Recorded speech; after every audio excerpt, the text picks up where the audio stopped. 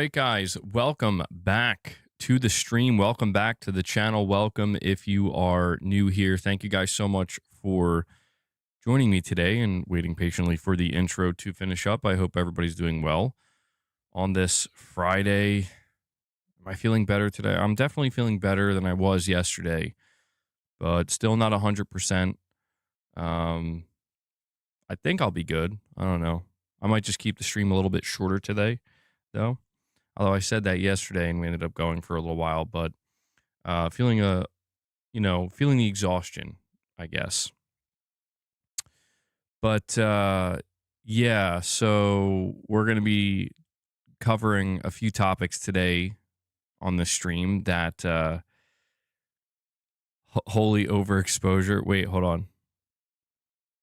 What is it overexposed? You talking about the lighting? We're going to be covering a couple of topics today that I didn't really get to talk about yesterday because we were talking about that Horizon game that was announced. But the timing of these things is just strange to me. I'm not sure why Sony decided to announce this game the same day that they post all this really good news about how well PlayStation is doing. But we're going to be talking about that today.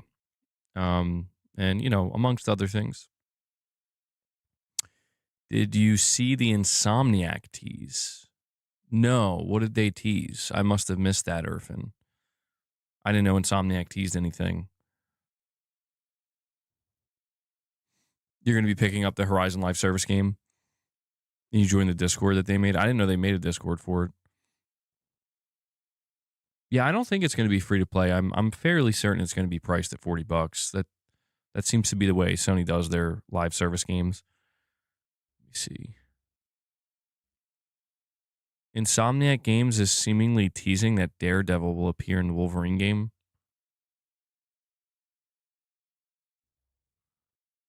Clause. What's that? Some kind of fancy lawyer lingo? Isn't this the second time they've teased Daredevil? Right? That's interesting. I'm pretty sure they teased Daredevil in the Spider-Man games, right? Right? Am I imagining that? Hideo Kojima's editing a new trailer. Yeah, it's going to be for the PC version of Death Stranding 2. So, I mean, if you're excited for that, be hype. But I imagine some people are looking at that and they're like, oh, it's a new game. Like, no. We're not seeing Fizzant yet. 100% Death Stranding 2 PC. But, still, it'd be cool to see a new trailer. I guess, it's always cool to see a new Kojima edited trailer. PS5 will be at 130 million by year's end. I mean, that's a lot. It is possible depending on just how much heavy lifting GTA 6 does. But yeah, we're going to talk about that. We have quite a bit to go over. Schmidt, what's going on, man?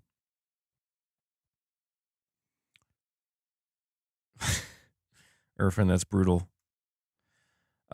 So yeah, guys, listen, before we get into any discussions, do me a quick favor. If you would be so kind, take a moment and hit that like button. Okay. Hitting the like button lets me know you enjoy the streams and it helps with YouTube's algorithm. All right. If that's the only thing you can really do other than just hanging out and watching to really help the stream, please do so. If you want to support the channel, the content, and the community directly, there are a few ways you can do that. You can become a channel member. You can gift memberships. You can drop a super chat or a direct donation. These are all ways in which you can support the channel directly. We're completely fan funded. I can only do what I do here because you guys make it possible. So a big shout out and thank you to everybody who contributes to that. But I have to go on just a little rant, if you don't mind, the beginning here. MacTube. I'm going to rant towards MacTube. He says, MBG, finally, I'm so tired of the doubt and negativity. We can talk about how great PlayStation has been and how bright their damn future is. We're going to go over that. I have to just do a little rant, though, okay? listen, I just I find myself getting frustrated at and I do need to make it clear that it's not the majority, but it exists and it's definitely there. I find myself getting frustrated at like thinking back. I remember, right? Like I remember it's 2018 or it's 2019. Microsoft announces Forza Mobile or something. It's like a Forza game, but for mobile. And I remember thinking like that actually doesn't look too bad. And I remember ranting and being angry and being like, "What are you doing? Why are you not releasing this on Xbox?" Or like that one. Do you guys remember that Halo game? It was like a co-op shooter, like a twin. It was also like a twin stick shooter or something. Spartan Assault or something like that. And they're like, "Yeah, it's not coming to console." And they were making these mobile games and not releasing them on their console. And I remember criticizing the shit out of them, being like, "What's wrong with you?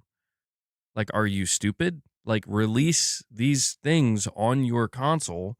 Why would you not?" And I got support. I got, people were like, "Absolutely, bro." And I remember when Microsoft allowed Ninja Theory to announce Bleeding Edge. Bleeding Edge. You guys remember that shit? Oh my God. And I tore that game to fucking shreds. And I didn't see anybody being like, "Nah, man." Everybody was in full support. It is a little bit disheartening to see, like, look, I know that I'm going to have PlayStation, like, genuine PlayStation fanboys that follow me. And I'm not saying there's anything wrong with that. Like, you're allowed to be a PlayStation fanboy, and I want you to continue to tune in. But it is so annoying to see those people getting upset with me or others because it's like, man, what are you doing? Like, what do you mean? What am I doing? I'm sorry. Is this not a PlayStation developed game from a PlayStation first party studio? I'm sorry. Am I not a PlayStation focused channel? I'm just saying, man, it becomes so clear with some things, with some people where I just think some people are subscribed to my channel and they watch my content and it's like, how do you not know by now that like I'm not just going to say everything PlayStation does is good? How do you not know that by now? How do you not know that, like it makes me feel like some people they were supporting me for the wrong reasons where it's like, I only supported you because you shit on Xbox. Like, no, man. I shit on Xbox because they deserved it. They needed to hear that. And sometimes they still do. And I always said when I came over to PlayStation that, if Sony starts doing some of the same shit, I'm going to let them know. It's like I like there was this dude who left a comment on my video too. He's like, "You need to grow up." Like, bro, listen to my video from start to finish. At no point was I being over the top, ranty, being a dick. If anything, I actually hope that Guerrilla Games and somebody at Sony watches that video. Yeah, today's video, or friend. I doubt they will, but like it's me giving real feedback, man. Like giving an opinion that I think is something like, look, I'm not saying something everybody has to agree with, but just like I think this could help you a little bit, you know? And I don't understand why. There's one other thing I want to bring up too before we move on to the more positive stuff. This whole reveal with the Horizon game, it's got me thinking about Concord again. It's giving me PTSD. No, it's not really giving me PTSD, but it's making me kind of remember everything that happened with that game. And here's what I don't understand. And this is like a serious question that I'm just like pondering. And Lady Gamer, just to be clear, that's totally fine. Like, I want to, I think some people interpret it like that. Like, am I not allowed to like what I like? No, you like what you like. Like I've come across numerous people who are like, dude, I like the way this game looks. I'm going to play it. And at no point will I tell them, no, you're wrong. How dare you? No, I think people should, if you think it looks good, you should play it. You should support it. But, at the same time, people I think who don't like it, you should inform Sony as to why you don't and give them, Gorilla and Sony, I believe, deserve feedback, whether that be good or positive, They're going to need that, I think, But thinking about Concord, I have this question in regards to this new Horizon game that was announced. Because I was actually, as I was editing my video today, I went back and I was like watching Concord footage, and I'm like, I think this Horizon game looks worse.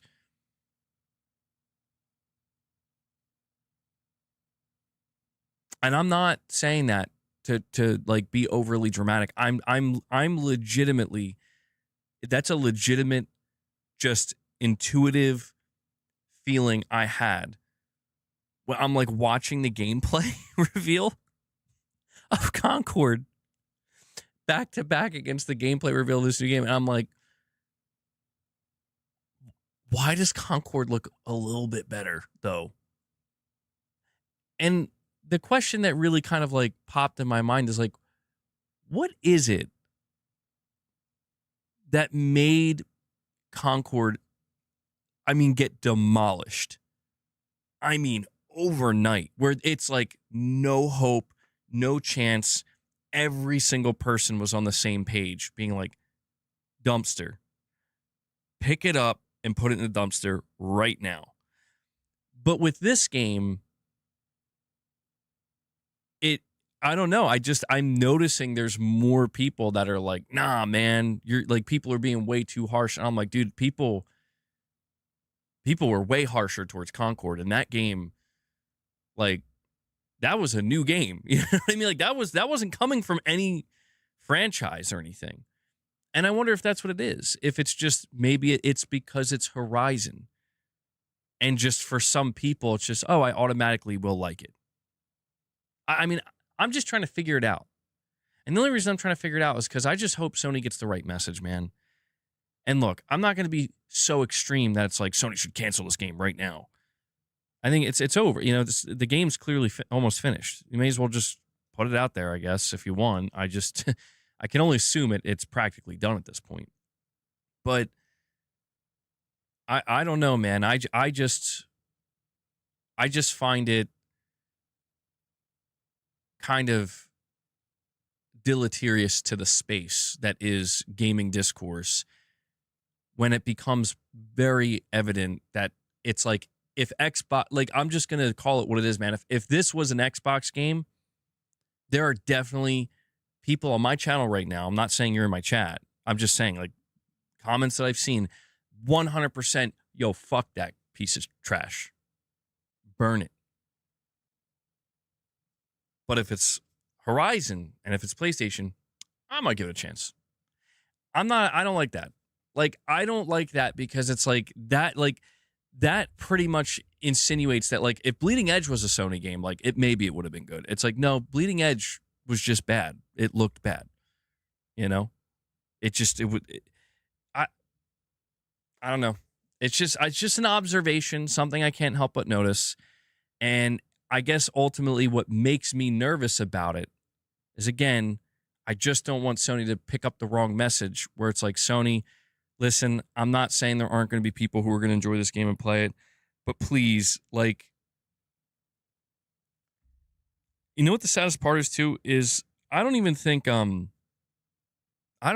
this game, this Horizon game, I don't even think it's trying to appeal to the hardcore PlayStation fan base. I really don't. I mean, I know it's using the Horizon name, but I think it's meant to appeal to a younger audience and a different audience, And again, I don't think there's anything wrong if you think the game looks good or you want to play it.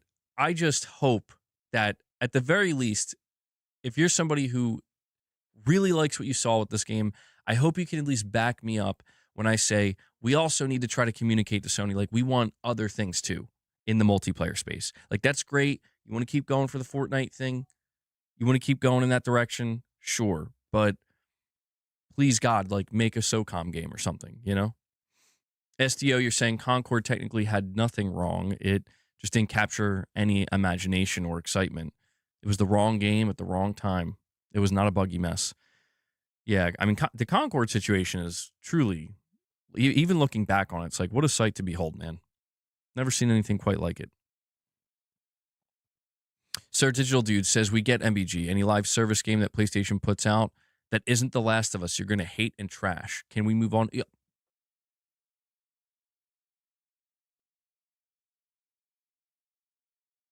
Digital Dude. I can't even tell if he's trolling or not. Please, let's move on. Like, okay, all right, I got it. I got one for you guys. Can we talk about... Hold on.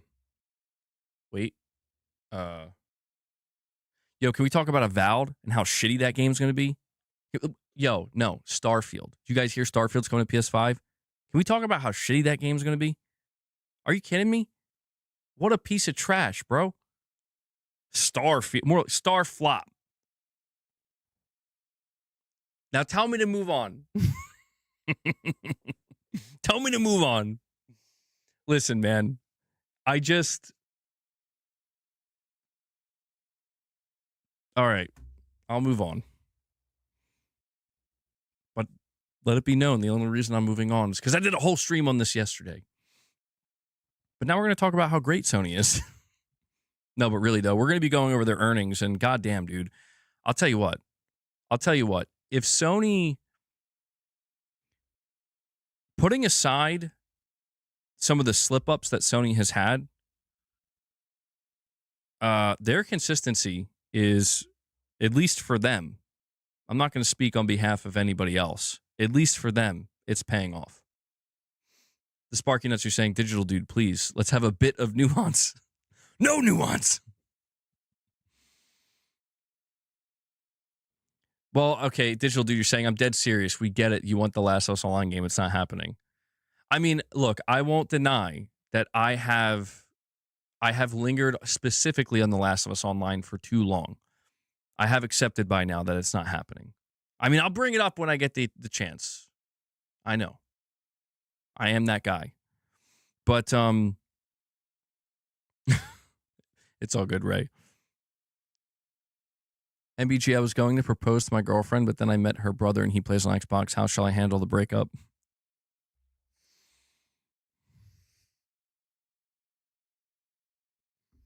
Through text. It's the only way. MBG, quick question. They're saying the RAM prices does not affect them. Does that mean the PS6 is still slated for 2027? That I don't know. Yeah, we're going to talk about that. I think we might be able to read into it a little bit. We're like, it's possible. It's possible that Sony's been on top of this shit. But yeah, we will talk about that. 2 words. We're done. No explanation. Nothing. Say we're done, and then in parentheses, Xbox. And that's it. That's it. That's all that needs to be said. But yeah, man, look. I think the message that I ultimately hope Sony gets with their... So I asked this question on Twitter.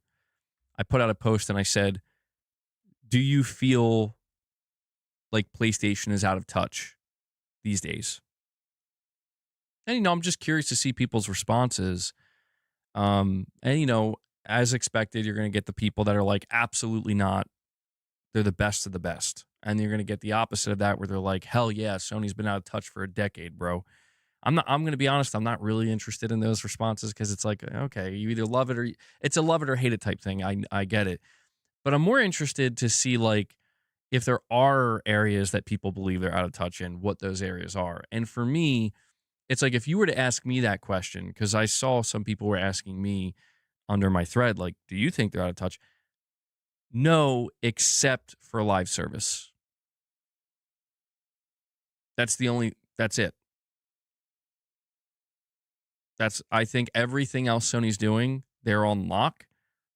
I think live service, they are still going through, like, I thought we were past it, but they still seemingly have some kind of, I don't know, just some kind of block that I mean, maybe it's just the fact that we're seeing the results of things that were greenlit years ago.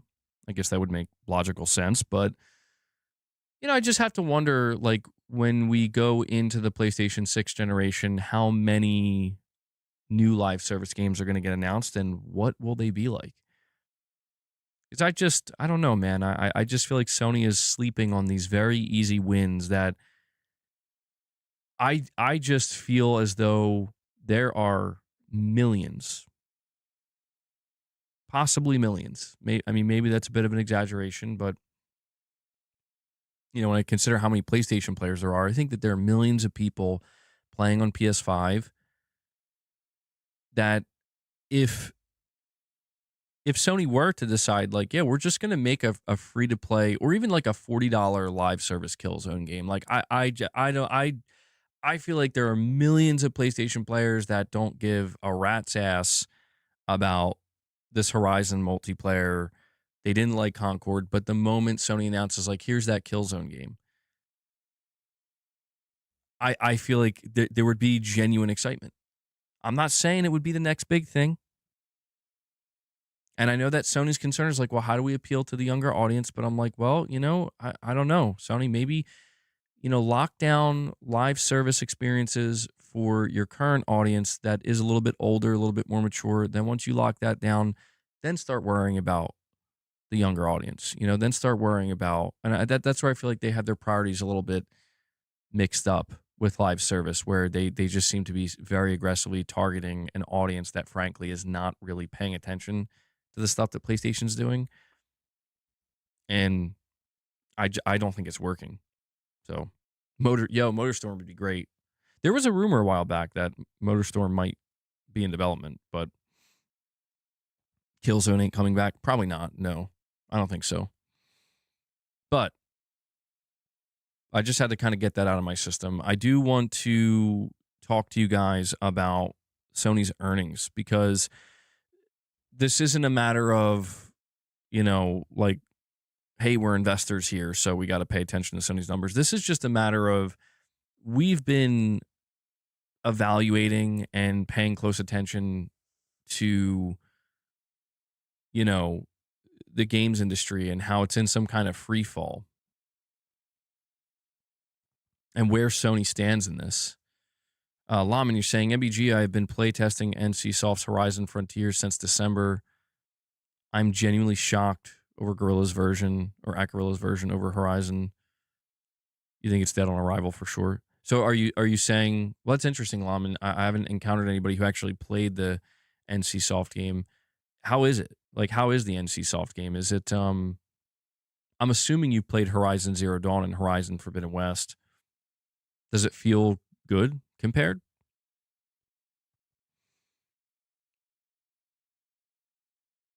I mean, I don't know. You're saying the Horizon game seems like a side project. It could be. Maybe there wasn't that much. All I know is that it was in development for like 7 years. So I'm like, that's a long ass time, dude. No, don't do positive Sony news. That's just the reality, man. There's going to be good. There's going to be bad. It's just like a state of play. There's going to be stuff that you see that, like, you don't like. There's going to be stuff you see that you do like. I'm telling you, man, it's never been more difficult than to try to walk a straight line on the internet, man, where you're not being one way or the other. It's never been more difficult, even with video games. I'm leaning towards spending my days on Reddit and having no kids.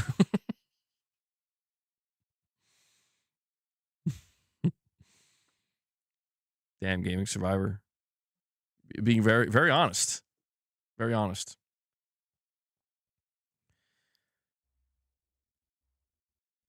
Oh, I know. And that's the thing. Like, is this, like, has this Horizon reveal for the multiplayer game, has it dampened my interest or excitement for the third proper Horizon game? No. No, not at all. I'm actually still very excited for that. I don't know when it's going to be announced, but yeah, no, I'm still very much anticipating that, man.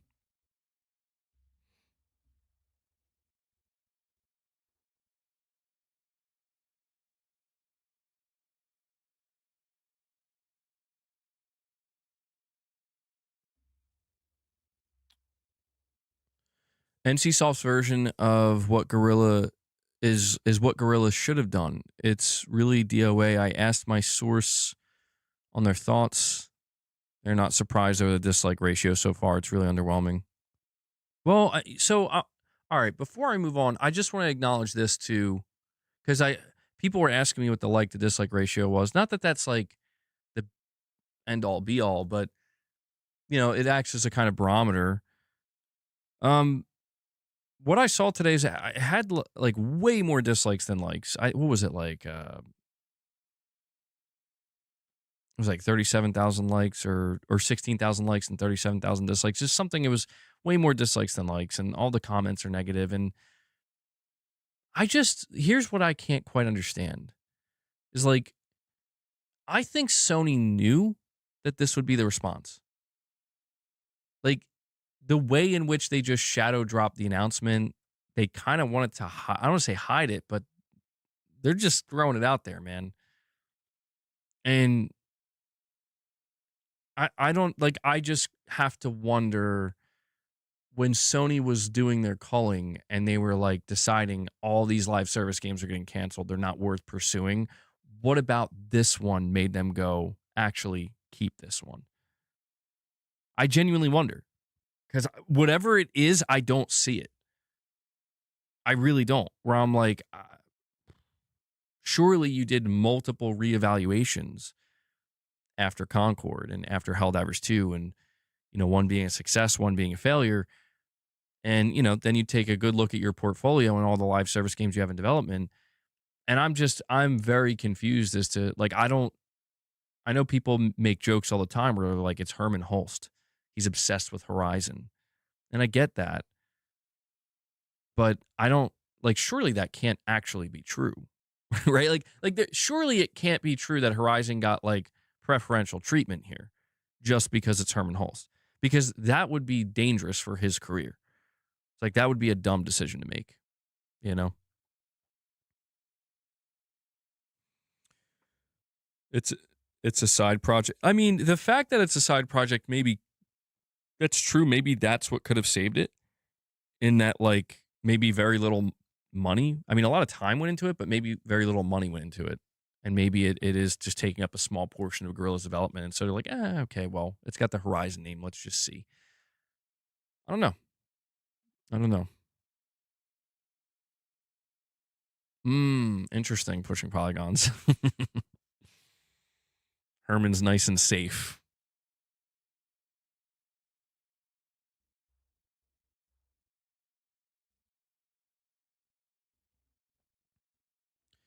All right. Well, we are going to move on to some more positive talk about PlayStation. So listen, if you hate positive PlayStation talk, sorry. But, you know, can't just can't just frame it one way.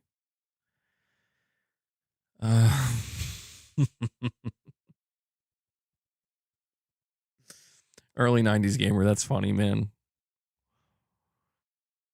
You like neutral PlayStation talk? Some of this will be neutral, but a lot of it's going to be positive because, well, we have to go over Sony's earnings.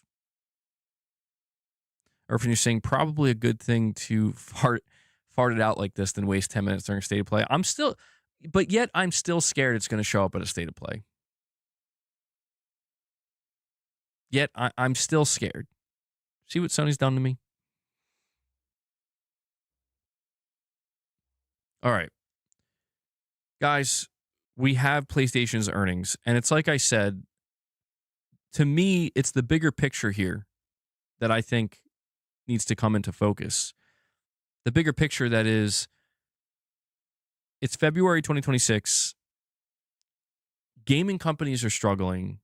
There are multiple sectors of the gaming industry that seem to be collapsing in real time. There's a lot of doom and gloom. A lot of it is justified. And things are just not going well. So naturally, if you're somebody who pays any attention to this, and if you especially pay attention to PlayStation, you're going to ask yourself, well, what does this mean for Sony? We've been talking all about what this could potentially mean for Sony. We finally have some factual data, some results. So a lot of this I'm actually getting from Zubitech's Twitter because he compiled all of it very well. And so just for the actual rundown of the numbers here, Sony PlayStation Q3 fiscal year 2025 report. I believe their fiscal year or Q3, I think ended December 31st. Pretty sure. So at the very end of last year, they sold a total of 8 million PlayStation 5 units that quarter. PS5 lifetime unit sales have now reached 92.2 million sold. So this is a big one, man. The PS5 is going to hit 100 million very soon. And at that point, we're going to be looking at the PS5 honing in on the PS4. And the PS4, I believe, is Sony's second best-selling home console of all time. Obviously, the king of the hill is the PlayStation 2, sitting at 160 million units. How does this stack up against the series consoles? I believe the series consoles have only sold about 28 million. So if we're comparing, the PS5 is at 92 million, Xbox Series are at 28 million. So, yeah, that's a pretty massive difference there.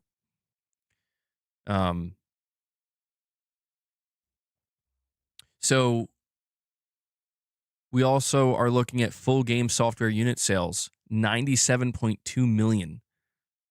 First party software unit sales, 13.2 million. Digital download ratio, 76%. PSN monthly active users have hit 132 million. PlayStation Q3 fiscal year 2025 facts and figures. Revenue, $10.48 billion in Q3, second highest in Q3 during the PS5 era.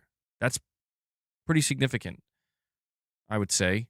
That means there was only one other holiday season where PlayStation performed better in the last 5 years.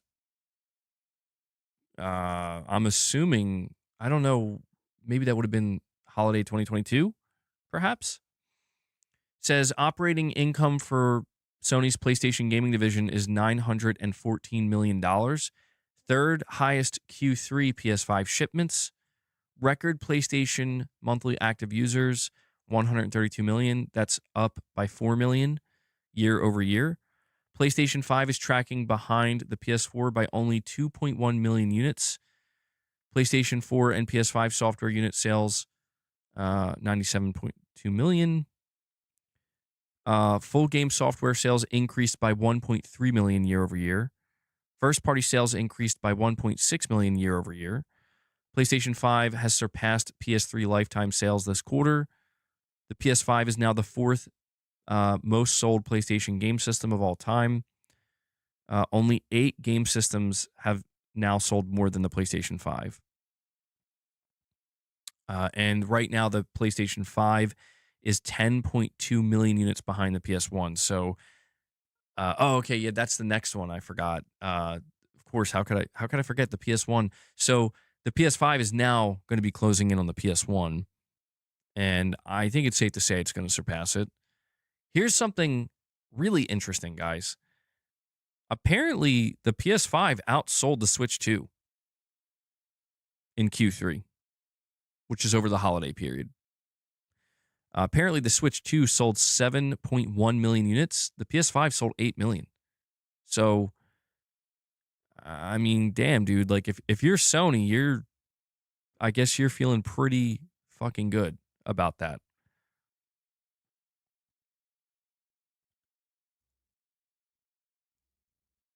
Oh, hold on. I lost it. Yeah, and so Zubitech put out a chart. Gen 9 PlayStation versus Xbox. Total systems sold 120.7 million. PS5 92.2. Xbox Series 28.5 million. Now, here's a really interesting one. This is one that I think some people have just rejected. They refuse to accept it. They refuse to believe it. They don't want to believe it. A lot of these people are the same people, though, that will tell you, like, facts don't care about your feelings. So, I'll gladly reiterate that yes, the facts do not care about your feelings. Sony's CFO Lin Tao says during Sony's earnings, quote, Ghost of Yotei is a tentpole title we released in October. It exceeded the sales of the previous title in the same period of time, that being Ghost of Tsushima. It significantly contributed to the financial results of this quarter, end quote. So she basically just dropped the bombshell that Ghost of Yotei has actually outsold Ghost of Tsushima in the same period of time. What makes that shocking is not only is that just, so much the opposite of, what so many people on the internet tried to make it seem like, but the big thing is that, dude, this is being done with less of an install base. When Ghost of Tsushima dropped in July of 2020, there was like 110 or 112 million PS4s out there. Ghost of Yotei dropped when there was about like 85 million or so. So, I mean, this is just where I just once again need to highlight that people who continually, I'll say, like, bitch and complain, which is fine. You're allowed to bitch and complain, but it's just people who continually do that when it comes to the way Sony handles their first party tentpole games. And it's like you're arguing with a brick wall here, you know? Like, you're saying Sony shouldn't do this or do that when when that and this is working amazingly well for them and producing incredible results. Like, people will say, oh, Ghost of Yotei and Death Stranding 2, like, this isn't enough. There should be more. And it's like the quality of Ghost of Yotei is something that, yeah, I'll take one Ghost of Yotei or one Death Stranding 2, or just two of these types of games per year than like 5 or 6 that are below that. If you gave me the option. And here's the most important thing though. This is not hurting Sony in any way, shape, or form. Quote, significantly contributed to the financial results of this quarter. In other words, a lot of the money we made this quarter was from this one game. But yet people are going to sit here and be like, but why are you doing it like that? Why aren't you doing it differently? It's like, I don't know what to tell you guys. I don't know what to tell those people, where it's like Sony has found a way of handling their first party games and their output that not only, I would say, is just consistent and stable, but actually is making them good money. They're getting good sales, they're making good money. And I mean, like, from a business oriented standpoint, what else are and the game got good reviews and players loved it. It's like, what? There is no problem here. I think that's really what's being revealed in the single player sector, specifically the single player sector. There is actually no problem. And the only problem that people can maybe bring up is, well, there's not enough. And it's like, I mean, that I want to say that's kind of subjective, man, ultimately. Like, for one person, 2 super high quality single player games a year is enough. For somebody else, it might not be. And I'm not here to say that for that person who feels like it's not, that you shouldn't tell Sony or voice your concern. You should. But at the same time, it's like, it's really, really difficult to argue with these results. So, like, this year, we're getting Saros and we're getting Wolverine, and people are going to do the same thing. They're like, well, that's not enough. And I'm like, you told me the same thing about Death Stranding 2 and Ghost of Yotei. I think it's perfectly fine. If we get more, amazing. If Sony throws in a third game, like a third single player game, hell yeah. I'm not going to complain. But if they're like slow and steady, wins the race. You can't rush the quality. Yeah, okay. You've earned that. As far as I'm concerned, they've earned that. So not only does this just kind of, I would say, like, roundhouse the people who were just, I mean, there's people, again, who are still, they're just, I'm not, it's like, you ever see the meme of the guy holding open the woman's eyes, like, look at it? I swear, this is like what it's looking like for some of these people out here, where like, just accept it. Just take the L. Ghost of Yotei was a well-made game, and it sold good. It sold very well. It was a good game that sold well. You don't have to like it. You can despise it. You can hate it. You can burn a copy of it if you want, but you just have to accept that it's not the failure that you thought it would be. It's just not. You know? You just have to just admit it, It's fine. It's fine.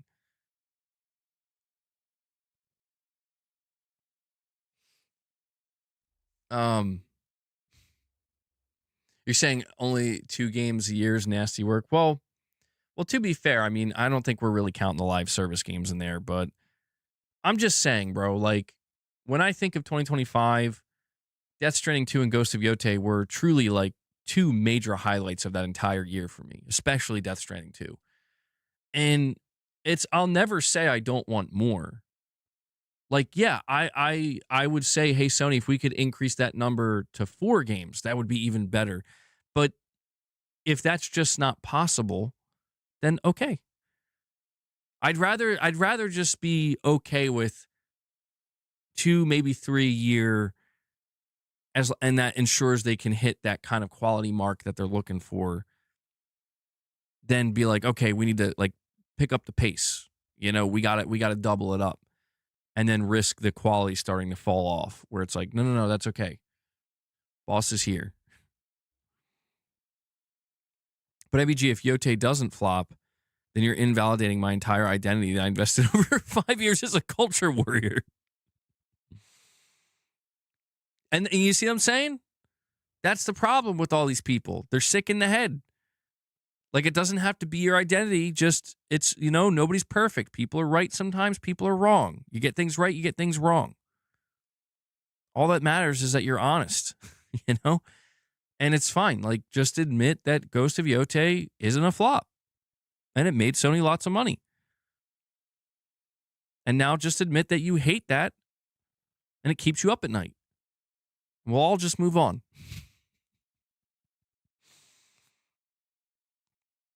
Did Yotei end up being a bit of a flop? No. Dude, it's selling better than Ghost of Tsushima, which I have to admit, even I'm surprised by that, bro. As somebody who overall I did like Tsushima better, and it's not even because of the quality. I'm just surprised based off the fact that, dude, I think people were buying Ghost of Tsushima just to spite The Last of Us 2.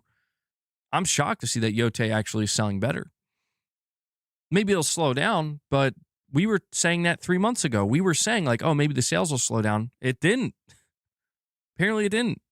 So the game hasn't gone on sale as far as I'm aware. I think, I think Sony's quite pleased. When you consider, and this is another thing too. Like, we recently talked about how the president of or one of the CEOs of Sucker Punch, like, I think he stepped down. I don't know if he's actually retiring or not, but people were like, oh, it's because Ghost of Yotei flopped. And I'm like, I'm pretty sure it has nothing to do with that. And I'm pretty sure he's just leaving on a high note. Like, I'm fairly certain that's what that's a very common thing. And now we just have, again, it's always fascinating to me when we're going over Sony's earnings, because it's always the same thing, guys. Always. And it's that you see people, and this is probably why some people, like I said earlier, they get frustrated when I talk negatively about Sony, because I think they just assume I'm jumping onto a bandwagon. It's like, no, I'm not. I would hope people realize by now that's not what I'm doing. I've never done that. Are there people who bandwagon? Yes. Is it incredibly fucking annoying? Yes. But I think this is just where on the flip side of that, part of the bandwagoning that people do is it's just they have to convince themselves and everybody around them that, like, yes, Sony sucks. PlayStation is bad. It's not good. And what they've really, I would say, latched onto to help try to embolden that is, well, look at what's happening with the industry. We're in crisis mode. Everything's getting more expensive. All the companies are suffering. Stocks plummeting. It's all downhill from here. And then here we are. Sony's posting like one of their best quarters, dude. And it's like, okay, maybe a lot of that's true. It's apparently not true for PlayStation. And that is what makes people melt down.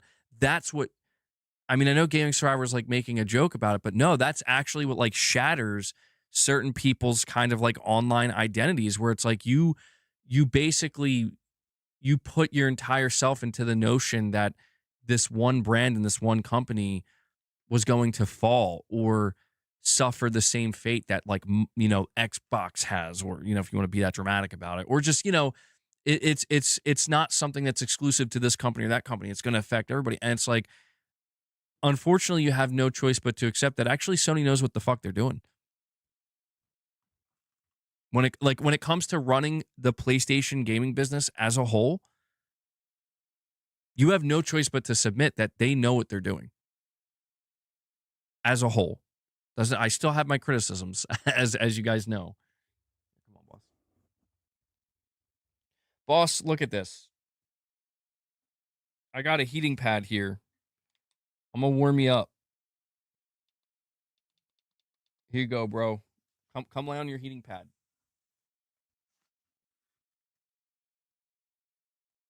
Make it nice and toasty for you. Got to make boss nice and comfortable. I love he's looking at me like, what is this? You'll like it. It's warm. Don't cats like that, right? He doesn't care. He's just like, can I eat, bro? Can I get my treats? Boss looking crazy.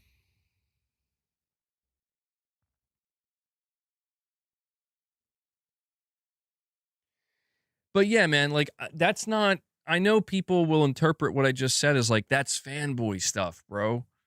You're being a fanboy. It's like, I'm just telling you like it is. That's like, does it make me happy? Yeah. And Ray, Metal Gear Ray comes in. But that was some fancy shooting. You're pretty good. He says, we got to get Corey in here now. Where's Corey, bro? Corey hasn't been here in a little bit. Now I'm worried about that guy again. We got to get Corey here next because he's, if we do hit the goal, he's going to miss feeding the beast again. But yeah, Ray, thank you for opening a 5-pack, man. I want to see some 5-pack emojis in the chat. If you guys want to help support the channel, consider becoming a channel member or gifting memberships like Ray has done here. We're going to try to push to see if we can hit that 25 goal today. We actually did it yesterday. It wasn't looking like we were going to, but I think it was Michael Wernath. He came in, he dropped a 20 on top of you guys.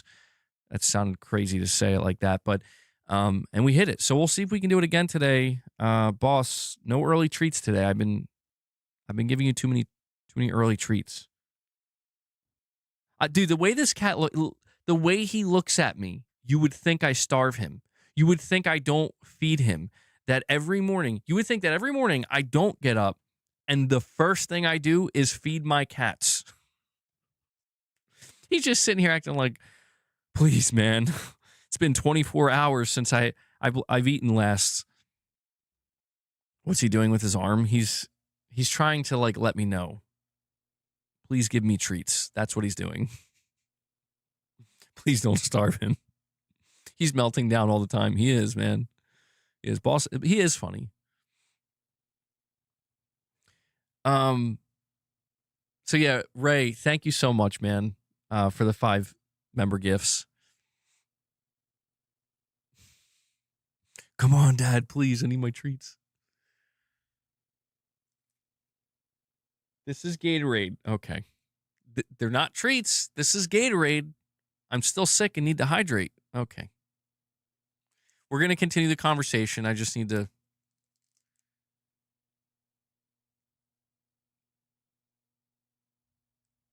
Please don't. Okay. Nobody needs to see that, boss.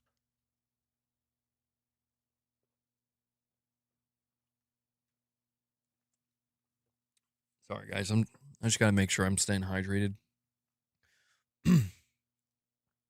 Dwayne, what's up, man? He says, happy Friday. How's your week been? Interesting topics today.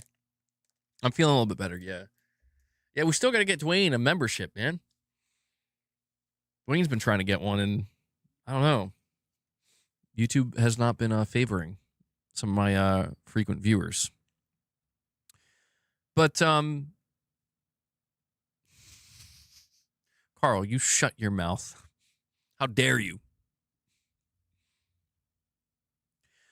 But yeah, like, this conversation would be completely different right now if we were going over Sony's earnings report and things were looking down. Things were looking bad. Things were looking like it's a struggle. Oh yeah, Momo needs a membership too. The conversation would be completely different. I would be very hypercritical. I would be talking to you guys about, we need to identify like what's causing this for Sony. What do they need to change? What do they need to, reverse course on? That's what the conversation would be like. And I understand that that's why some people are like, well, why are you complaining so much about this Horizon game? Because look at the report. They're doing so good. And that's kind of the crazy thing about this, guys, is like Sony can kind of afford to fail in a sense where this Horizon game can flop and do nothing and they'll be just fine. Just like with Concord. That's why they're probably willing to take, that's probably why they didn't cancel it, because they're like, just take the risk. And I just, sometimes you just have to worry from like a reputational standpoint. You got to be careful here. You don't want these things to start snowballing. But the reality of the situation, no matter, like, putting all feelings aside, it does not matter how you, how anybody else walking this planet feels about the brand Sony PlayStation.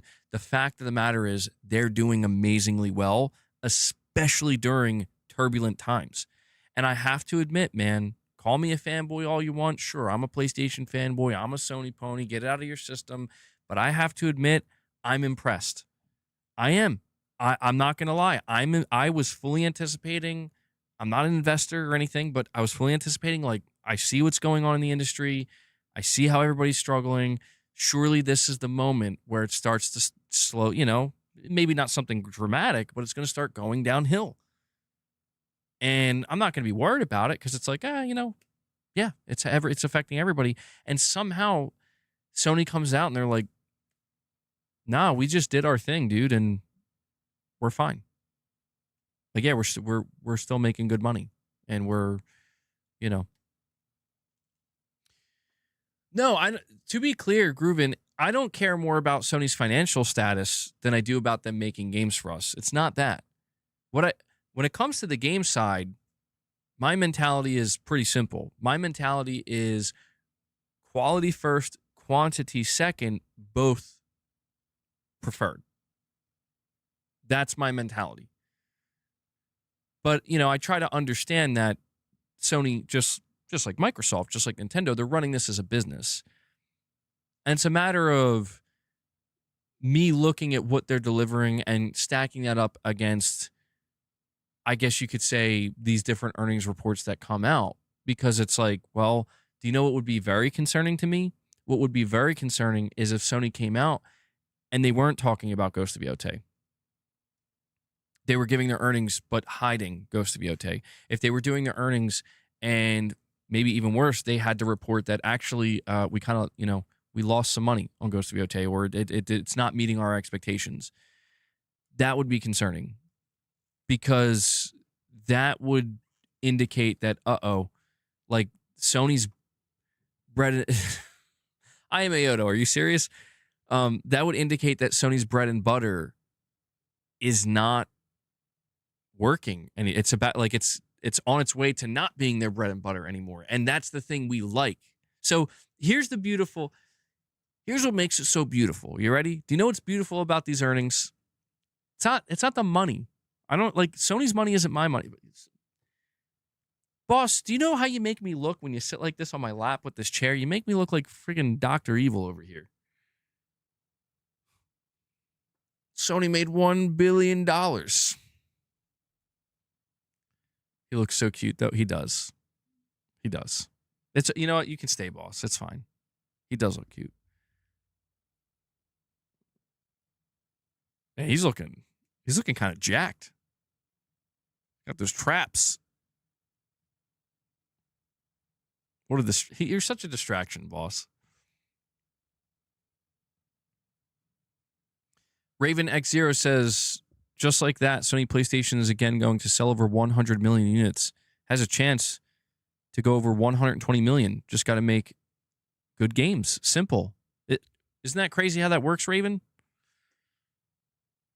This is why I've been saying, like, people have been talking about PlayStation this generation. Again, they're not perfect. They've made some mistakes, certainly. I do think they could be in an even stronger position if they avoided those mistakes. But the reality is, people have tried to talk like PlayStation hasn't made good games. And it's like, dude, yes, they have. I'm sorry. But like, even on an objective level, at some point, it's like you can only release so many highly praised, critically acclaimed games in succession until you're forced to just acknowledge that whether you love or hate these games, they're considered good and people are buying them and they're buying consoles to play them. Like, dude, I don't think people understand the type of heavy lifting that Spider-Man 2 did for the PS5. Apparently, Spider-Man 2 sold 17 million units on PS5 and is still like regularly selling like every fiscal year, like another million or something. Or not every fiscal year, every quarter, like close to another million. And it's proven to be like that's an actual system seller. And this is just where it's like there are people who for some reason like they want to reject that. And I'm telling you, the reason they want to reject that, I'm not making it a console war thing. I'm just pointing it out because there have been groups of people who were like, well, Microsoft's doing it differently and that's how Sony's going to do it too. And it's like, no, it's not. It's not. Like, they are not in the same position. They're not doing the same thing. I understand why some people want to believe that, but it's okay to acknowledge that they're in two different situations. Microsoft doesn't have a Spider-Man 2 selling millions of Xbox consoles for them. They just don't. Sony does.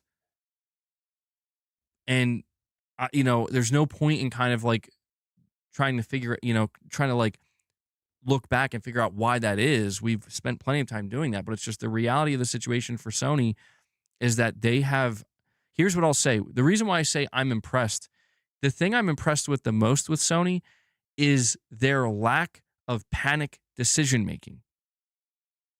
That's what has impressed me the most. Not to say that every decision they made has been flawless. That's not true. But you can kind of telegraph throughout this generation so many moments.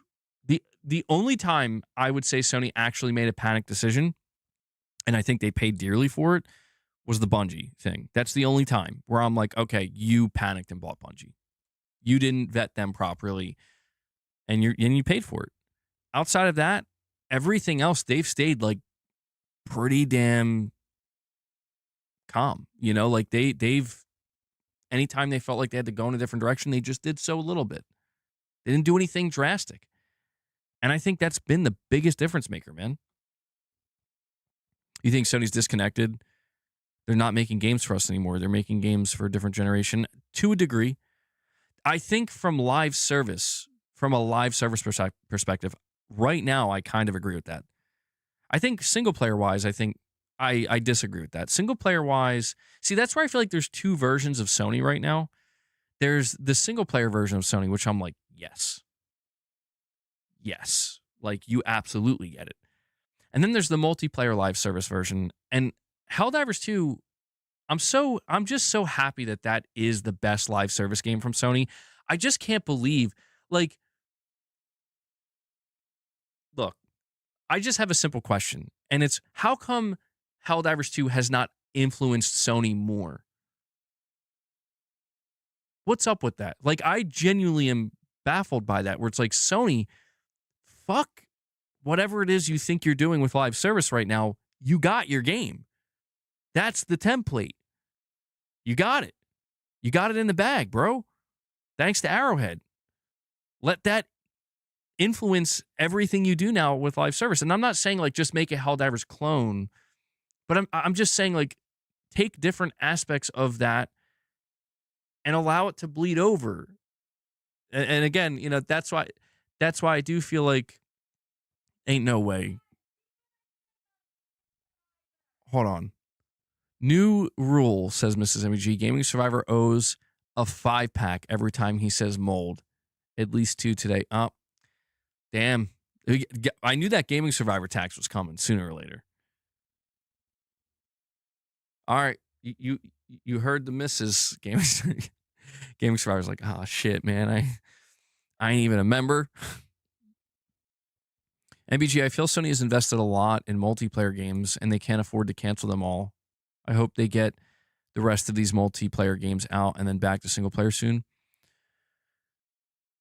Well, yeah, I mean, I don't think Sony's ever going to be done with multiplayer live service, bro. Like, I don't think they're ever going to get to a point where it's like, we only make single player now. I just think that's not a possibility, but the ratio could change, certainly, where it's like 75% single player, 25% live service. Sony Studios did not make Helldivers. Well, yeah, but we have to understand that Sony was the one who invested in it. Sony worked with Arrowhead when they were kind of a no-name studio. Sony funded the original Helldivers, presumably when nobody else would, and they stuck with them for a sequel. Here's how I know Sony does have a certain level of expertise, and it's when we found out, like Arrowhead admitted, they were like, yeah, Sony basically doubled our budget and told us to make it bigger. And I'll be honest, I don't think Sony knew when they did that this would be the result, but that was clearly like the smartest decision. Like, not only was that incredibly wise on Sony's part, but it was wise for Arrowhead to agree and be like, yeah, we should do. Okay, yeah, we'll do that. And they like increased the development time. And, it's a risk because who knows how that's going to play out. But that's where, I think it kind of allowed Arrowhead to really fulfill their bigger vision of the game, which if you play Helldivers 1, you can see that there's a bigger vision here. And it's a perfect example of like an indie studio that, man, you play their, I didn't play the original Helldivers, but from what I've heard from people, it's like you play their original game and you're like, oh man, if this game could get a higher production value, a bigger budget, more people working on it, this could be something truly special. I think that's what Helldivers 2 actually ended up becoming, which is great. And I understand that Sony probably feels like we got to continue to take risks like that, but I don't know. I guess what I'm just saying is if it were me at PlayStation, I wouldn't like force studios to be like, you have to do what Arrowhead did. You have to make a game like Helldivers 2. I wouldn't do that, but I would just, I guess what I'm saying is like, I would probably be less aggressive in trying to pursue a younger audience, because I think that's the truth when I look at Sony's single player games. Is Soros, Wolverine, bro, Intergalactic. These are games that are not trying to chase a new audience. I mean, they might get some new people in, especially like something like Wolverine, but these are games that are meant to satiate and satisfy the current PlayStation audience. And I'm very, very, very happy about that, because it's like, yes, thank God Sony understands that. Because I could tell you right now, my outlook on PlayStation would be drastically night and day different if these games were not coming up, and if I didn't have any level of faith in Sony continuing to produce these types of games. And who knows, maybe Marathon, I'll give that a shot when I get a chance. Maybe I'll end up enjoying that. I'm not entirely sure, but that's just where, on the live service standpoint, I get so frustrated because I, in my opinion, it's like it could be so much better, dude. So much better. Like, I'm at a point where, like, Sony, just please, God, give me like anything that's not this. That's not the Concord / Horizon. Just give me something that I think is going to appeal to, again, the more traditional PlayStation audience. I just don't understand why Sony hasn't leaned more into that.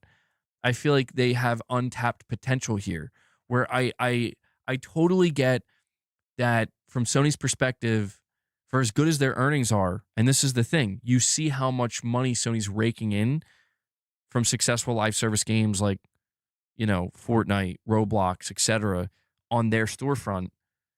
And Sony's like, man, we need to capture that. That's like a whole audience that is not engaged with anything we do. From a business oriented standpoint, it is very smart to think to yourself, we should do something about that. Like, we should try to appeal to these millions of younger kids, a younger generation that if we can get them in, we can make them nostalgic for PlayStation, just like we are nostalgic for PlayStation. Basically, PlayStation's thinking we need to do for the younger generation what we did for our generation, like this generation when we were young with the PS1 and the PS2. And I totally get that. But I feel like if we're talking about live service, again, I know this sounds like pompous of me to say, but I really do think that my way of approaching it is ultimately smarter. And I think what you do first is take a live service approach that will automatically appeal to your core audience. Because you can't listen to this nonsense. I'm not saying it isn't true at all, but it's mostly nonsense of like, oh, PlayStation players don't play multiplayer games or they don't want live service games. That's not true. Are there some PlayStation players who don't? Yeah, but you can find that anywhere. That's not exclusive to PlayStation. There's PC players who don't touch multiplayer. There's Switch players who don't touch multiplayer. There's mobile players who don't even touch multiplayer, although that's probably much less common. The truth is, I think what Sony would be wise to do is greenlight some live service games and take a chance on some of your older properties that you didn't give a proper chance in the live service era. This is something I expressed, and I feel very deeply about this because I think this is something that Herman Holst and the executives at Sony, they're just not seeing this the way that I am. And I think that other people are, where it's like, listen, yes, we know SOCOM didn't make the sales or the money that Horizon and The Last of Us and stuff like that did. We know that, but you never tried these games in a live service environment. Things are different now. This is not 2011. This is not 2006, This is 2026. And if you were to come out and announce that, God, man, I don't know, which studio would even do it at this point? I mean, I'm just going to use Guerrilla as an example because I don't know what other example to use right now off the top of my head. But it's like, imagine Guerrilla Games comes out and they said, here's our side game. It's a standalone Killzone live service. Like, just replace the Horizon multiplayer with its Killzone. And maybe it is a little bit more stylized. Maybe not as stylized as what they just showed, but it doesn't have that, maybe it's a little bit brighter, It's a little bit, trying to be a little bit more overall appealing, not super dark and gray like the originals. I genuinely I feel it in my bones, man, like you're going to get core PlayStation players day one into that live service game, and they're going to stick around. The question is, would that appeal to the younger audience? Would something like a Killzone live service convince somebody who's playing Fortnite every day and playing Roblox every day, I'm going to go try that? No, it probably wouldn't. But see, that's the thing. I think if you're looking to establish a foundation, establish that foundation with IP that has a built-in core audience that will support it. And I get that it's like, well, doesn't that also apply to Horizon? And I'm like, it absolutely does. And that's why I will still say that maybe this Horizon game will find an audience, but I just feel like it's way too different from what Horizon actually is. Like, that's the thing, is it feels like it's trying to be a completely different type of game, but they're just slapping a Horizon coat of paint. Not even a coat of paint, because that would imply it looks like a Horizon. They're just putting Horizon in-universe stuff in there, but it's like, realistically, it's like this doesn't really look like Horizon, like, even a little bit. Like, sure, you can tell with the machines, but this isn't Horizon, That's, I don't know. Maybe I'm totally wrong with that. And, the truth is, like, people would reject a Killzone live service just as much as they're rejecting anything else. But I see it, man. Like, I see that. I get it's not a super young audience. And, you're probably talking about late 20-year-olds, 30-year-olds, 40-year-olds, maybe even 50-year-olds. And I get that it's like, well, no, we're trying to like, we know when we look at our data, all those microtransactions, the Robux, the V-Bucks, like these are kids begging their parents, and it's just easy money, man. And conditioning. We're going to condition them. They're already conditioned. They're already conditioned to give us money. We just have to get them in. I understand the dollar signs that these executives see in their eyes, or that are in front of their eyes when they look at this data. But it's like, but the biggest thing that Sony doesn't understand is like you're not that guy. You're never going to be. Sony, you are the guy. Wolverine, holy shit, this looks amazing. Soros, fuck yeah. I mean, hell, even I'm not gonna lie. You know what this Horizon multiplayer game did to me? It made me feel a lot better about Marathon. I'm like, you know what? Maybe Marathon don't look so bad no more. Perhaps I judged you too harshly. I'm not even kidding, dude. I'm not even kidding. If there's one good thing about that reveal, it's that it actually is making me take a really good second look at Marathon, being like, okay, you know what though? But I just feel like Sony, they could be in such a better position even than what they are now, where it's like, just green light the live service SOCOM game, for the love of God, Sony. If you do that, you have I know they're older, a built-in fan base that was there with SOCOM 1, 2, and 3, and even maybe wasn't there PSP 1, and then they had that one with the PS3, and that's slightly different. That game dropped literally when the PlayStation Network got hacked, and it instantly killed that game, which is very sad. I like that. Literally, the PlayStation hack is what killed the SOCOM franchise, by the way. And that is another thing that just feels unfair, where it's like, are you kidding me? It's 2026. Like, green light the SOCOM live service. Do it. Do it. I'm not here to tell you, Sony, that it's going to be the next Fortnite, that it's going to be the next Roblox, that's going to be the next GTA Online. You're not that guy. And it is true. No matter what, it is true. Helldivers 2 is that guy. That was Arrowhead, Sony.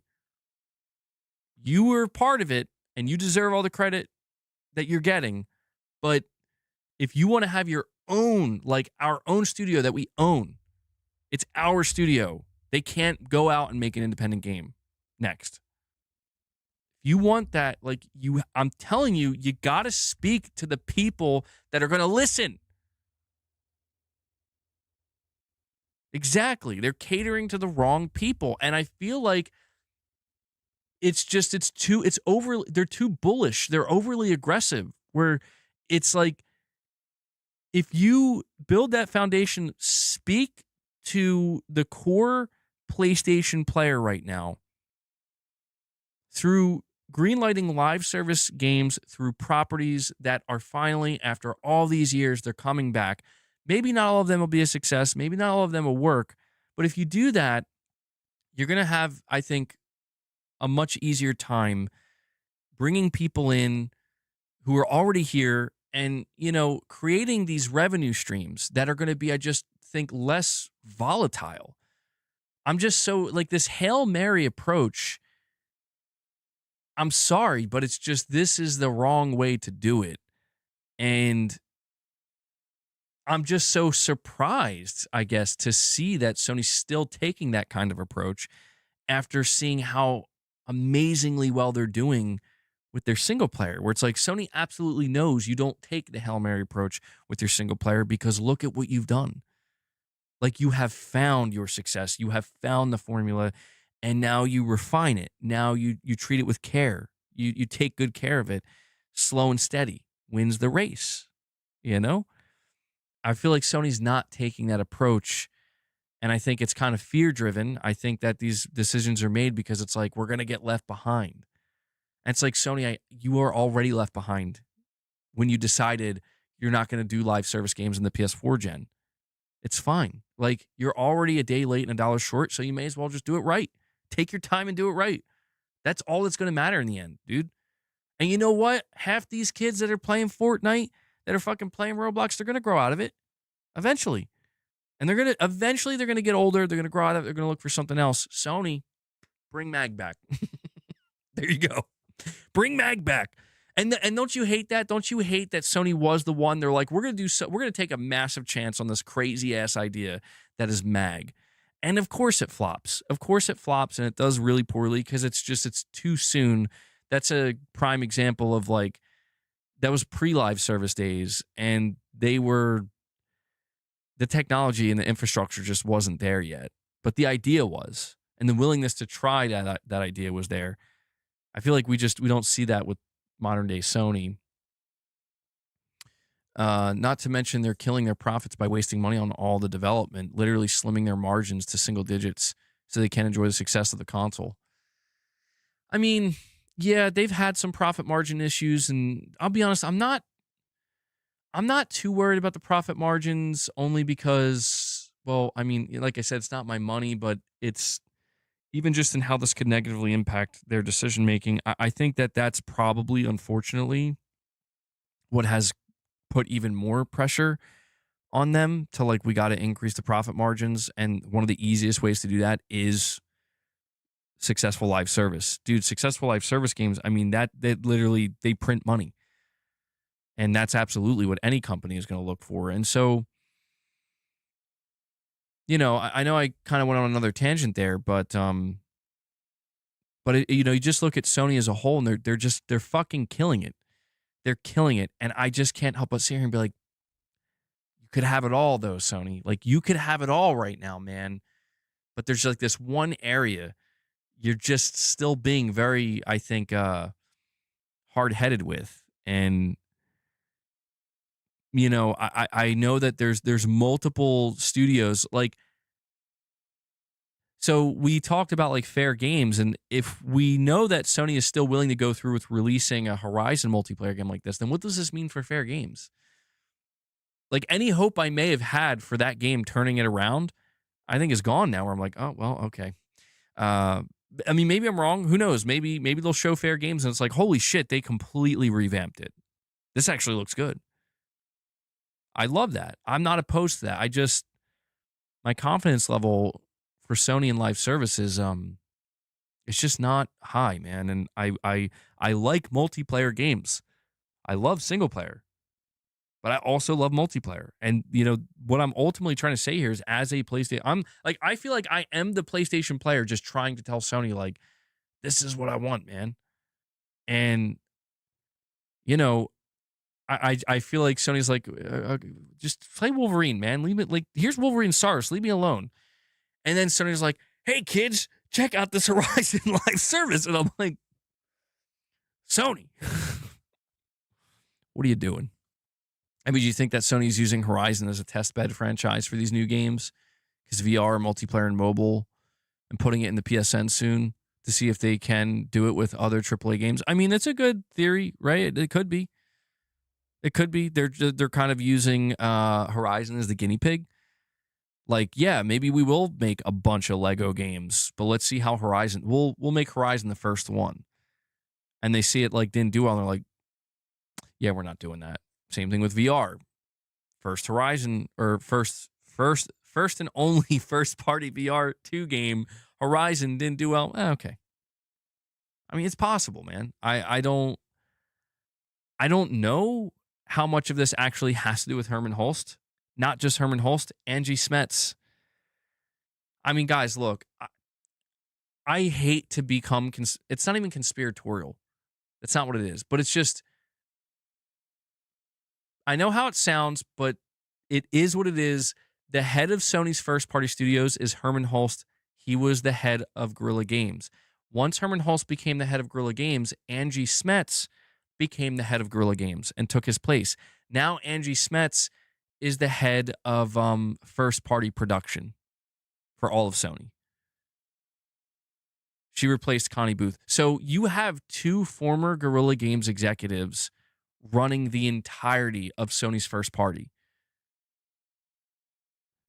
and that's why, like, Ray, when you put that theory out, I think it's a great theory.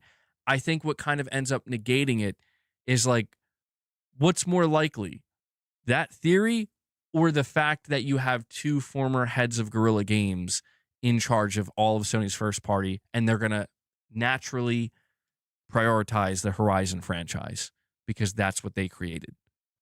You know what I'm saying? I think truthfully there is a slight level of favoritism here, that's kind of on display where it's like I'd fucking love to see some of these other live service games that got canceled because my assumption is they have to be train wrecks.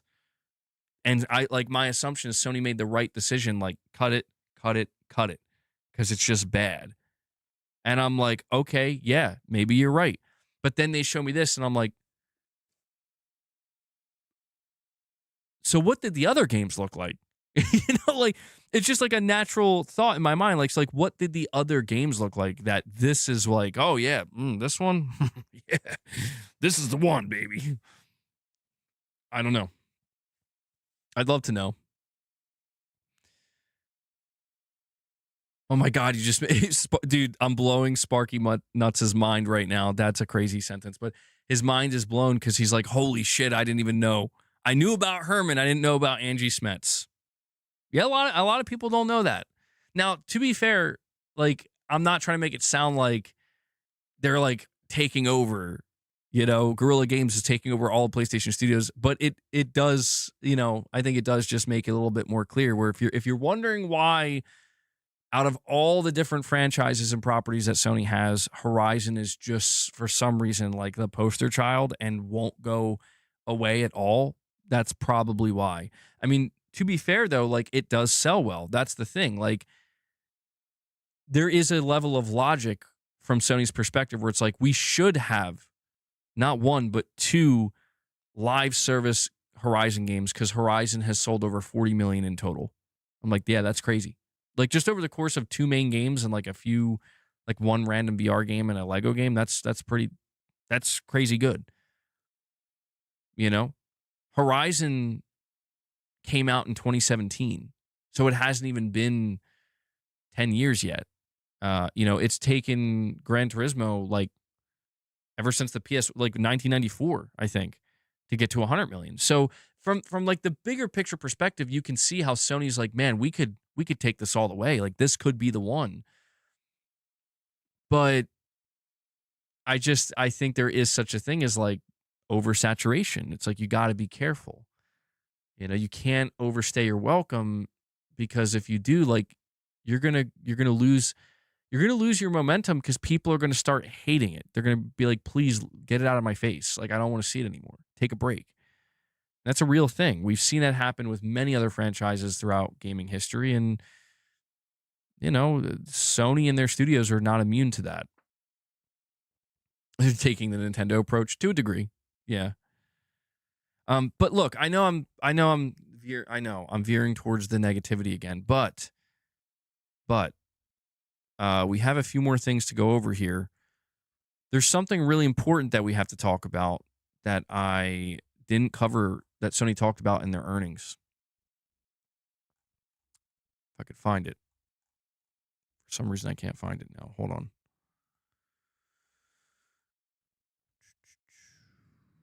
Okay. So Sony commented on the RAM situation. And this is quite literally like the biggest thing happening with hardware in the video game industry right now, in the tech world, but also certainly video game hardware. And we have been talking pretty extensively about like what this RAM crisis means for the PlayStation 6, but also the PS5. Like, is Sony going to increase the price of the PS5 again? Well, I think we have our answer. Sony's CFO Lin Tao says, quote, now keep in mind, this is a translation, so if it sounds a little weird, I'm going to try to explain what exactly she's saying. As for securing supply of memory, we are already in a position to secure the minimum quantity necessary to manage the year-end selling season of next fiscal year. Okay, so In other words, what she just said, translation, we have already secured the necessary RAM to sell PS5s from March 2026 until March 2027. That's already secured.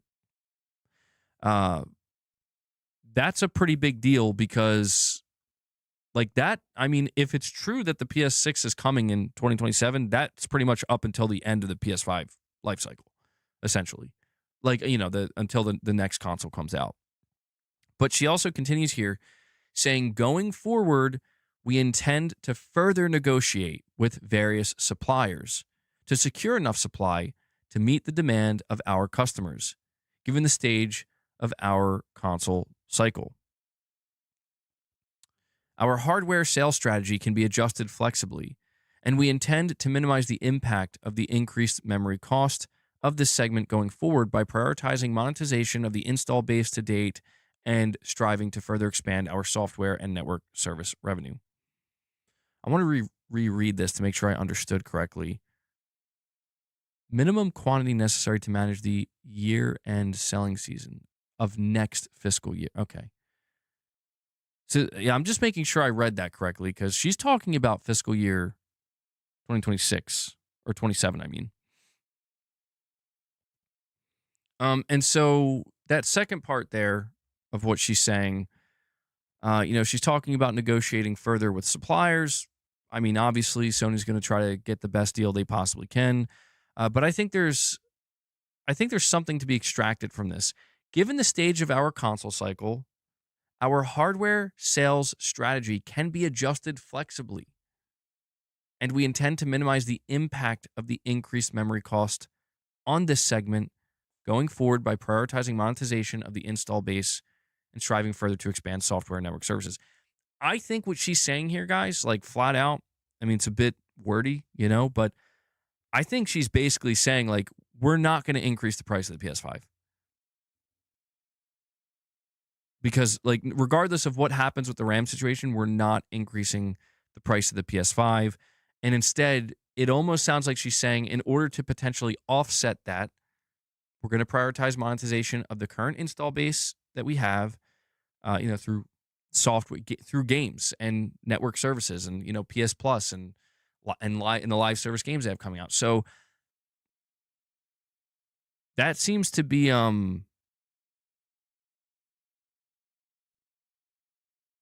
yeah, so my read on that, like my takeaway is she's basically communicating to the investors, but I think it's relevant to the consumer too, because people want to know, like, is the PS5 price going up or not? I think this is pretty clear that no, they're not going to increase the price. I mean, she straight up says, like, we have flexibility. That's what a lot of companies don't have right now.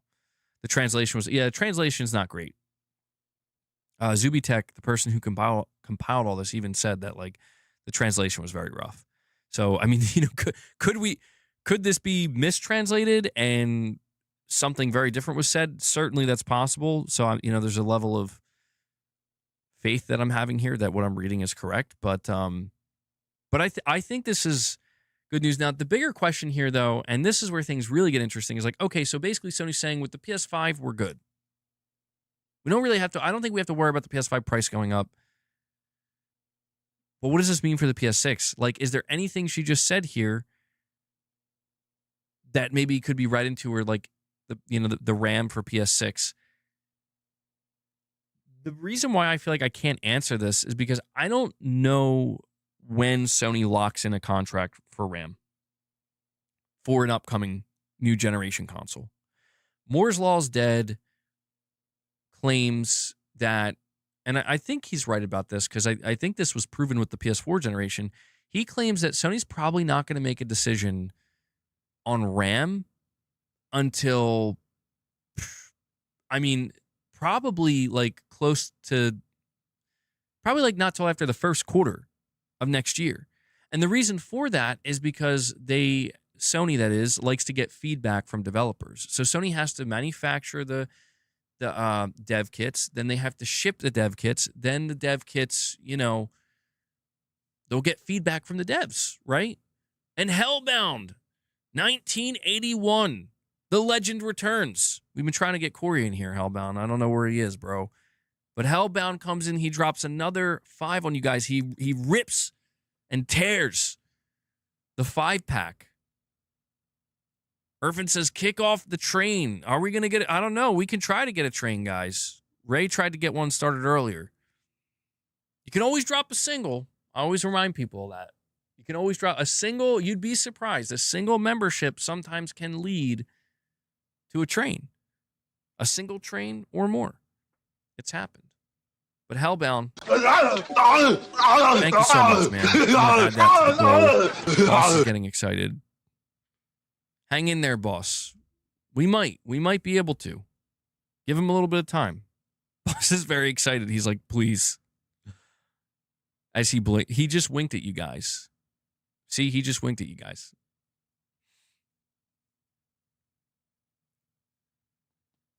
Are you stuck? Oh, he's good. Boss knows. He does know. Dude, my favorite thing are when cat ears are cold. I love the way cold cat ears feel, dude.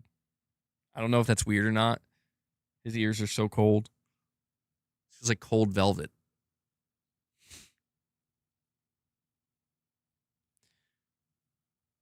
That said, I think the PS5 will become the most sold console of all time, surpassing the PS2's 160 million.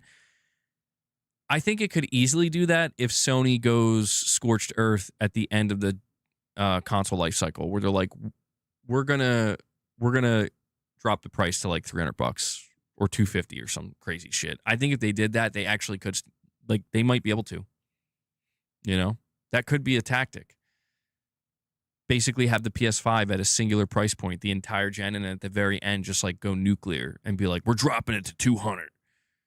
I mean, psychologically, people are gonna be like, holy shit, that's basically free. You know, like, it's gonna make people be like, I don't even need a PS5 or want one, but I'm gonna get one. I mean, they could do something like that, and that would give them a massive, especially with something like GTA 6.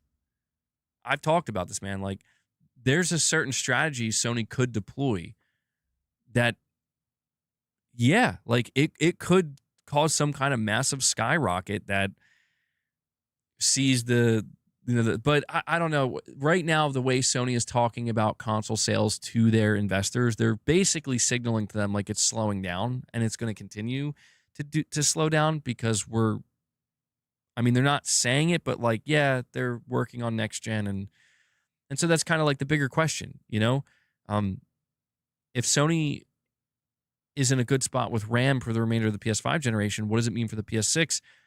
It seems like Sony can't really do much about PS6 RAM because they can't negotiate. I mean, I guess they can continue to negotiate for the PS6, but they can't really lock anything in until they get the feedback from devs. And that feedback isn't going to happen until after dev kits are out there. And, you know, if we're, I'm going to lock this in now.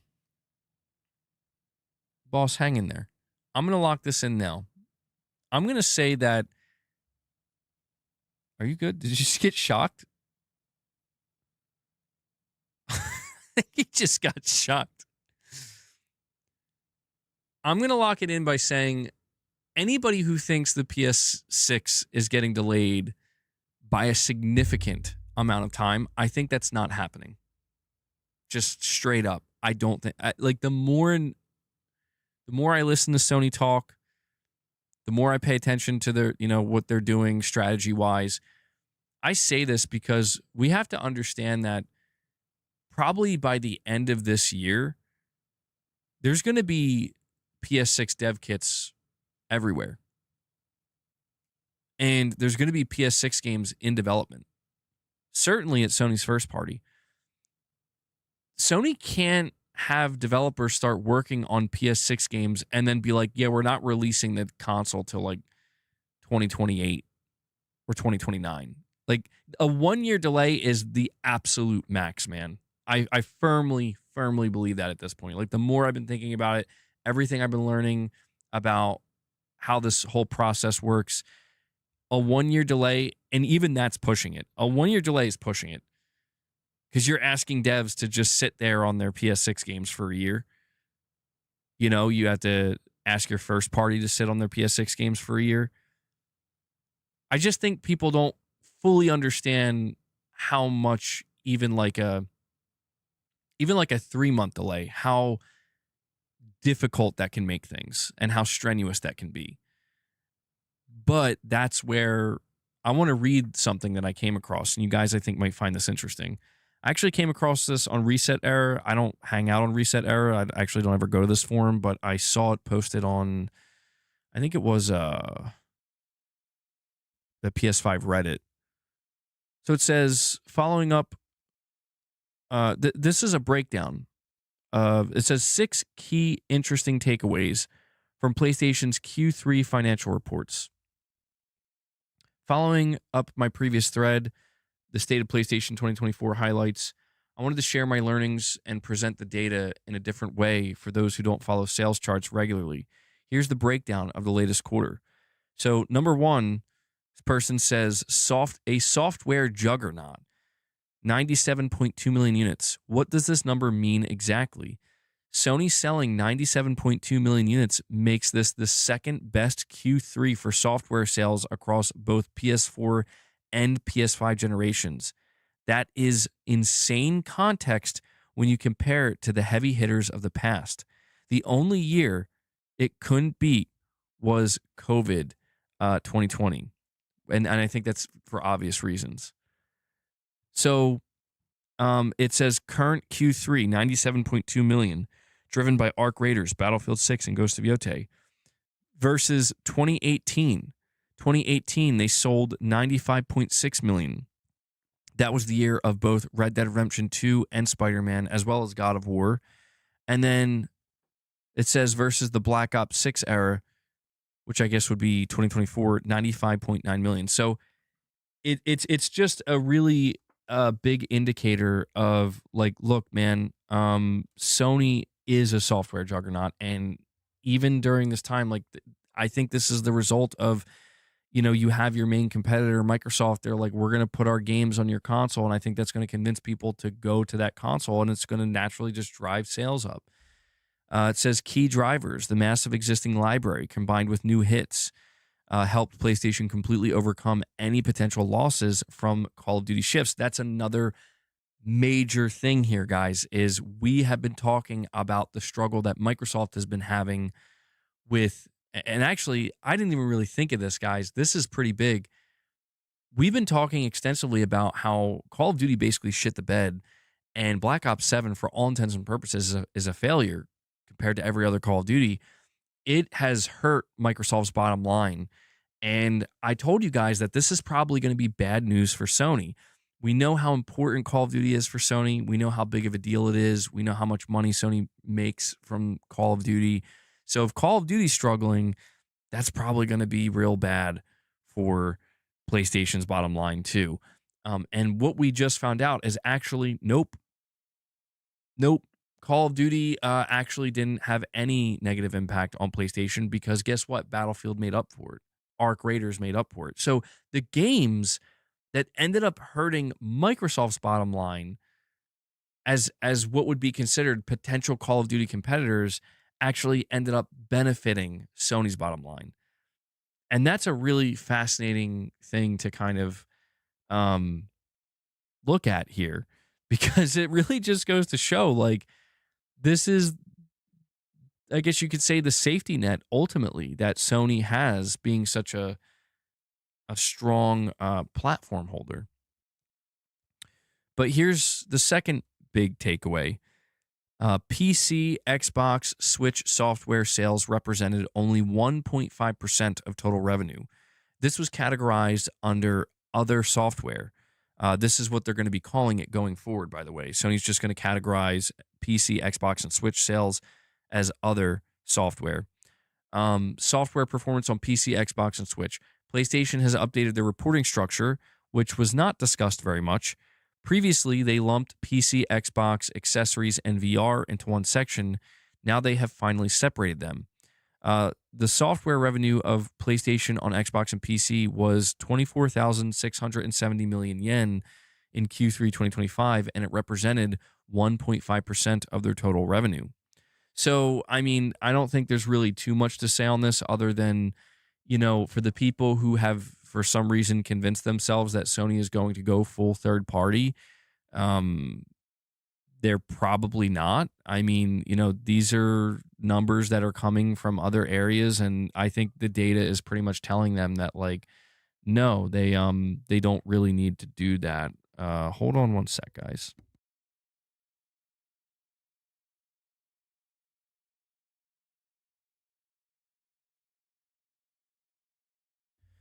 And so, yeah, I don't think that this indicates that they're not going to continue to release games on these other platforms. I think they are, but I just think that people have vastly overstated the significance of these other platforms. I think people have not really, I think, let it truly sink into their mind that PlayStation's bread and butter moneymaker is their console, because their storefront, their digital storefront, is on that console, on that hardware. So unless Sony comes out and is like, by the way, we're putting the PlayStation Store on Xbox and we're putting the PlayStation Store on PC, unless they do that, then all of the results you're seeing are coming, I mean, outside of this 1.5%, are coming from their console. So, this is why I think people, they're like, why does Sony care so much about console sales? That's why. So, the number 3 big takeaway here is the reality of microtransactions. If you ever wonder why the industry continually chases live service, just look at this statistic. Add on content or microtransaction revenue is greater than physical software plus digital software plus PC and Xbox software sales combined. Combined. Like, let's take a moment and really let that one sink in for just a second. Combined. We're not saying separate. We're saying every other key metric: physical, digital, and PC/Xbox game sales. You put all of that together, on the entirety of the PlayStation brand, microtransaction revenue still comes out on top. So there we go. If somebody like me is ever wondering, why, Sony, why are you still going through with putting out Horizon Hunter's Gathering? That's why.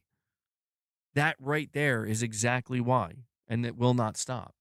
And it's just so important for people to understand, if you're trying to understand Sony's decision making, why they will not ever truly fully abandon live service. That statistic right there. That is, and it says here, that is the reality of the PlayStation ecosystem. And it is. And, I also want to point out, this is why I think, dude, we should. I mean, look, man, I know how it sounds to say it like this, where it's like, we should be thankful. It's not that we should be thankful, but we should be glad to a degree. We should be a little bit happy that, man, I am so fucking glad that even when Sony looks at these numbers and they're like, bro, microtransaction revenue made more than everything else combined on our platform, it makes me so glad. Thank you for still making Soros and Wolverine and Intergalactic and all the other single player games you're going to do, cuz man, if there were other people, like, there's 100%, like, other, for as bad as we think Herman Holst is and all these executives at Sony, like, they could bring new people in and, dude, they would cancel all these single player games and be like, you're all literally going to be live service now. So I'm at least glad that even with that statistic being a reality, Sony still very strongly supports single player games. I'm very happy about that, because I think it's important for them. I really do. I think they have a fundamental understanding that that is a core pillar of your identity as a brand. The fourth takeaway, Ghost of Yotei is a beast. Ghost of Yotei is officially selling faster than Ghost of Tsushima launch aligned, as per Sony. Context: remember that Ghost of Tsushima was already the fastest selling first party new IP debut for Sony. For Yotei to be tracking ahead of that curve means it is performing better than even the most optimistic expectations. And it's worth highlighting again that it outsold Call of Duty in the US by revenue last year. So, yeah, we talked about Ghost of Yotei earlier, but it's just being reaffirmed here once again. Is Boss being extra cute? See what Boss is trying so hard to earn those memberships. I have a little heating pad down for him. Oh no. Oh, okay. All right, fine. Fine. You are fine. He's like, did it work? He's like, did it work? I was trying to be cute. Dude, you're so warm from the heating pad. I'll give him some. Just a few though. I still want to try to hit 25, guys.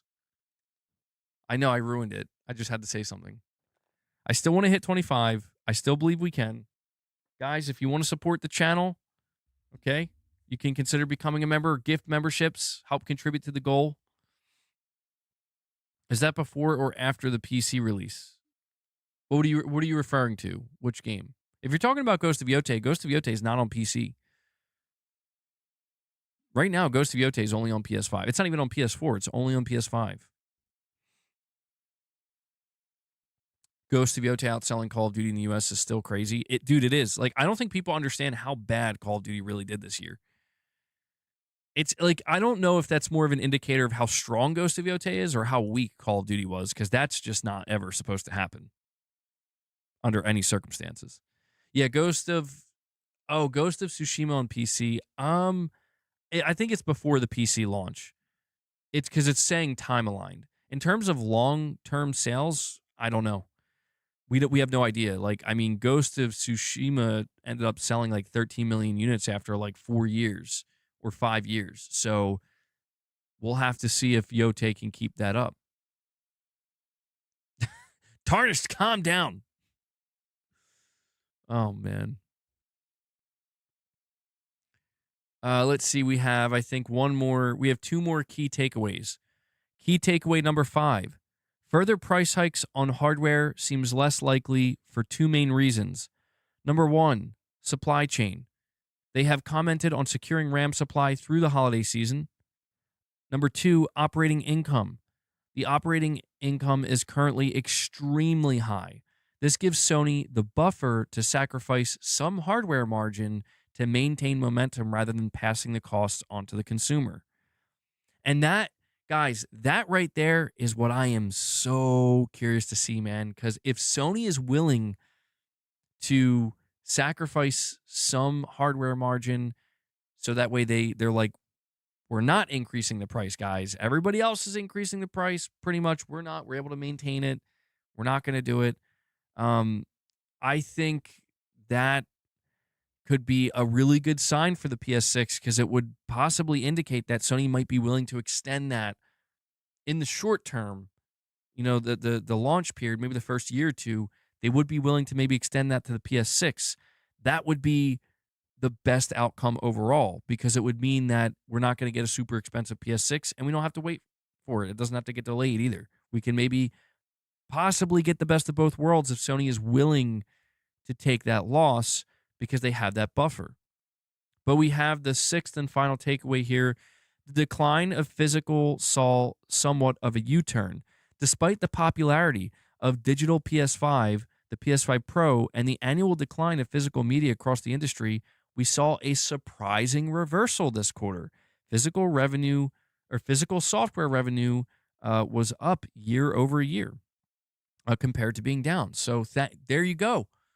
I mean, it doesn't get any better than that. As somebody who likes to buy physical games, it just goes to show that people are going to, you know, I don't think this is a sign that digital is going to take a back seat now. No, that's not happening. But I think it is a little bit of it's a glimmer of hope.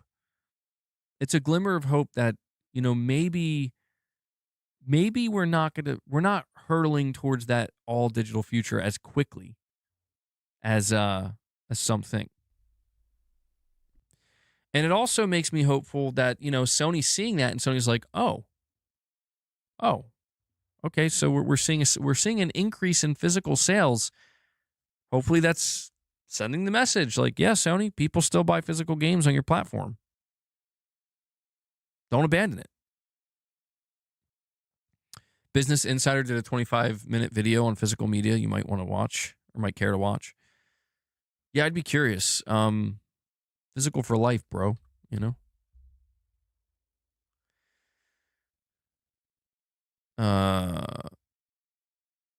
God, man, there's nothing fucking worse. This is why.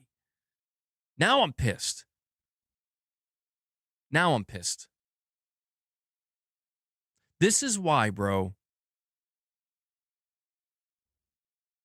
You know, this is why I had to start my stream today by ranting and complaining about, like, why do people think I'm being a dick? Why do they think I'm just being a hater? Because when I go on Twitter and today's news, #1 trending, PlayStation fans frustrated by Horizon Hunter's Gathering reveal, but then the top person is Grums. That's why I'm fucking pissed. Because it's like, he's not a fucking PlayStation fan. That's not a PlayStation fan. He doesn't speak for PlayStation fans ever. Under any circumstances does that person speak for PlayStation fans. And yet that'll be the first fucking thing. God damn it. No wonder. And so, you know, when somebody like me actually tries to give fair criticism, or at least halfway fair criticism, they're like, nah, bro, you're just like that Grums guy. It's like, oh my God. Now I'm grouped in. Motherfuckers. Oh, man. Great. I was ranting so hard, now my whole browser froze. I can't even see what the chat's saying. My computer's upset that I was yelling.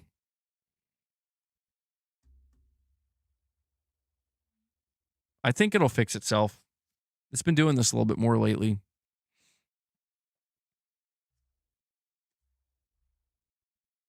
Okay, I have to... It's not fixing itself. Let me open up the task manager. There we go. I had to open the task manager. That fixed it.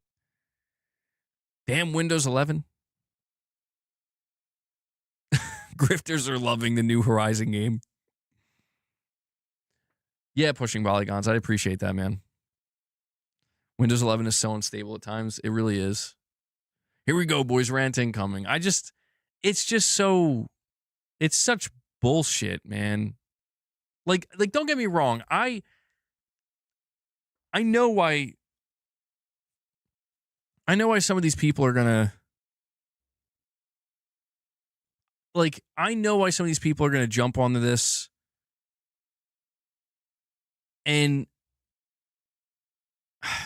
like, I get it, man. I get it. It's like, why do these characters look like this? But I'm like, they look like that because this game was made in the year 2020, bro. All right, like, that's when they first made these characters. I don't care about that. Like, I just hate when certain people get involved with the conversation because it's like, and it's ruined. Like, this is why, like, I gave up. I mean, I still talk about it, as you know, on occasion, but I basically gave up trying to have productive conversation about The Last of Us Part 2 because it's just once certain people get involved, it's like, no, okay. And that's the end of that. You just can't do anything. You just can't do anything at that point. Now it's just a pick your side type thing. And that to me is, like, to me, that's never... On rare occasion that can be interesting, but I don't say never, but it's just most of the time it's like those are just boring conversations because they're not even conversations. They're just like, God, man, I don't even know what they are. It's just like, you're either just going to talk about how this thing is the worst and always has been, always will be, and how this thing is the best, always has been, always will be. And you're just like having a celebration, I guess, or you know, a rant party. Is that a thing? A rant party?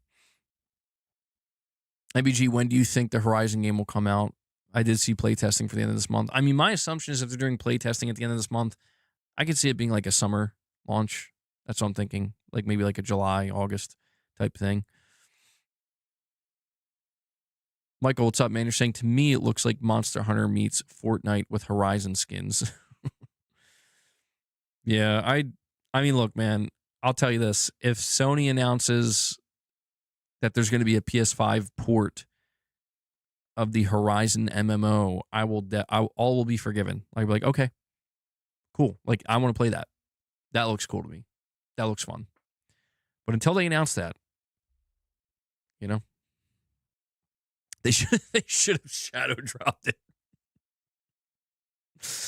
Oh, I mean, you do have to wonder, man, if that maybe they should have, because now they're gonna go through the whole process, and it's like, oh, I don't know. Tarnished. Oh, Tarnished is revved up today.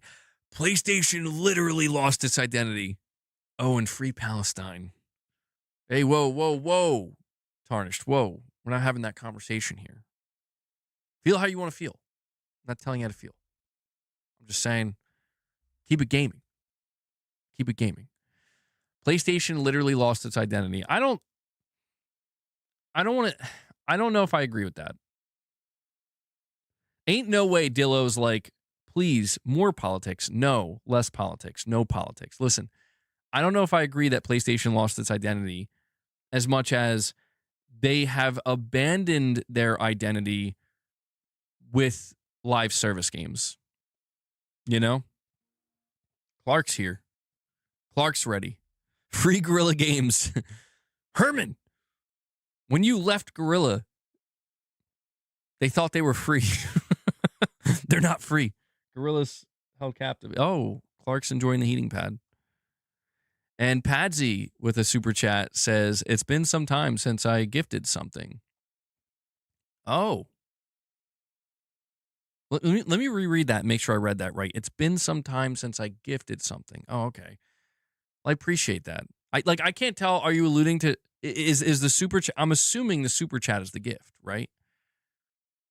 Because in these streams, when we hear the word gift, we think of something else. We think of membership gifts. I've developed a bit of a tick. It's what YouTube has done to me. It's what streaming for many years has done to me. So sorry.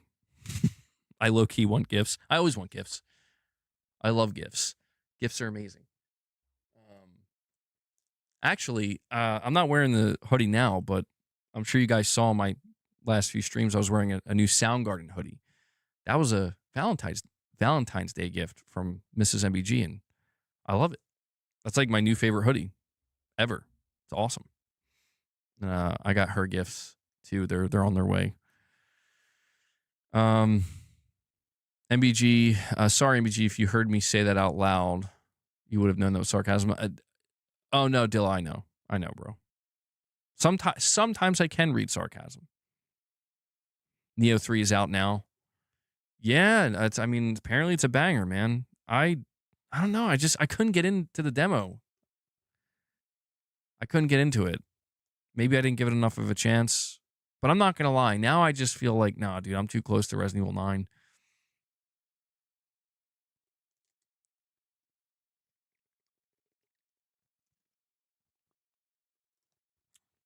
Sony's identity should be known by the games they make, not where they go.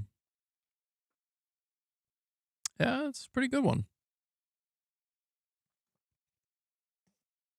Padsy says, yeah, I meant the super chat for your great content. Well, thank you, Padsy. I really appreciate that. That's very kind of you. Yeah, I appreciate any of the support you guys give. I mean, look, I know I'm always pushing for member gifts, and sometimes I feel like I kind of neglect to express my thanks for super chats as well as direct donations. They all contribute. They're, in a sense, they're all pretty much equal, So thank you, Padsy, for the super chat gifts. I appreciate that. It's too hot for Clark, throwing him off. I don't know, man. He seems pretty chill. He's looking... Okay, guys, so does it look like Clark has gotten any bigger? We've had him for like a month and a half now, 2 months. He was really, really small. I mean, he's just a small cat generally, but I don't know. Does he look any thicker? Does he look like he's beefing up at all? Man, he looks kind of buff. He's like all muscle. Hellbound says yes. I got him on a regiment.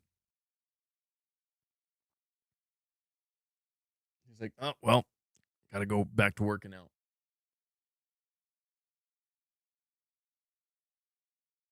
Clark is cute. I just look at Clark sometimes and I'm like, what have you seen, boy? Like, I really do wonder that. Like, knowing that he came from living on the streets for 2 years. But he seems like he's such a happy cat. That's what's weird to me. Is like I don't know, his life must have been pretty good, because I would assume if he had like some kind of really, really difficult life from the streets, he wouldn't be, unless maybe he's so happy because he has a home now. I'm not sure. But the one thing that's a dead giveaway that he comes from, that he was a stray cat, is he'll eat anything, dude. Like, I mean, to a concerning degree. Where like, okay, I got to keep my eye on this one. Got to be careful what I'm leaving out, because he will eat anything. Sony reiterates that Wolverine is still planned to release in the next fiscal year between April 2026 and March 2027.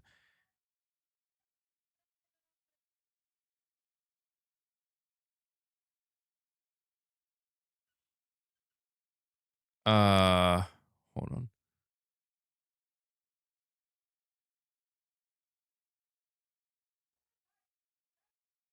Oh, so yeah, sorry. No, I was reading the wrong one.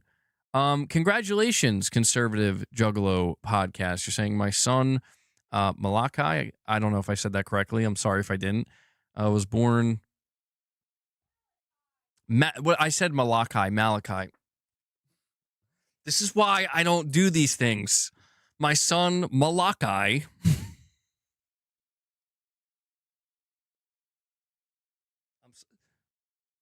Juggalo podcast. I'm so sorry, bro.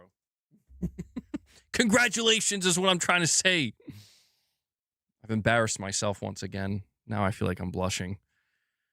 Great. All right, somebody help. Get me out of this one. A great biblical name. You're great with names. We all know. I still don't pronounce your name right. You've just accepted it. I just have that way about me where like I will just say things in a, like, it's not like totally wrong. It's just weird as shit. It's like kind of wrong, but it's like you kind of see where I'm coming from, but it's like something's not connecting. Something's not firing off in your brain the right way. He renamed your son.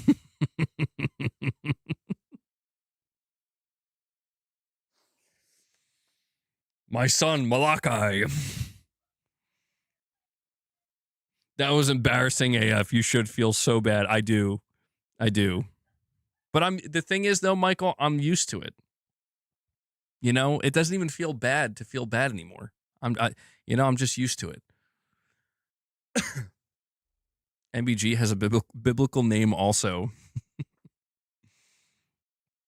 He was born on his due date.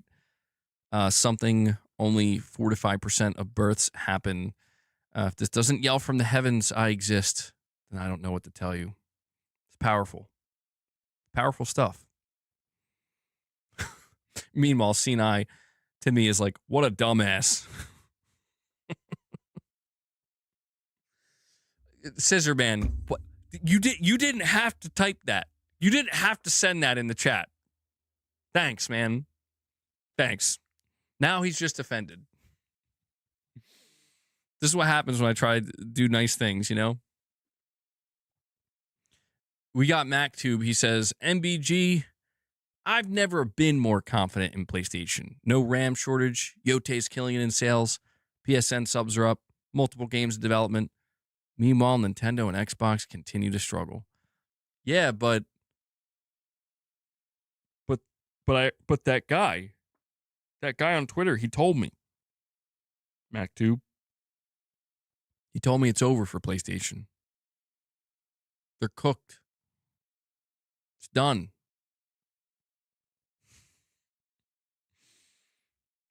Yeah, thank you, Scissor Man. Much appreciated. Herman's still at the beach. He definitely, yeah, you know he booked his vacation in advance, knowing when this reveal was happening. Let's go check some of the comments, though. I haven't checked the, excuse me. I haven't checked the, wait, what? A new look for Ghost of Yotei playing cards has dropped. They got Ghost of Yotei playing cards? Okay. Let's go check the trailer.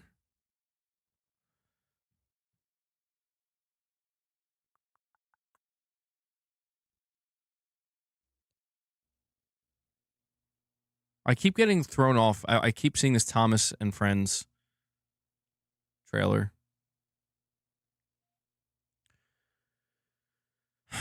The top comment, or the first comment I see, I should say, the bravest thing about this trailer is leaving the comment section open.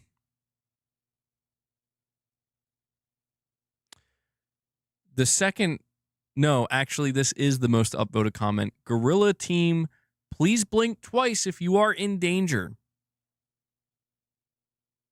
Bro, is that a Herman Hulst joke? Herman Hulst is actually holding them captive?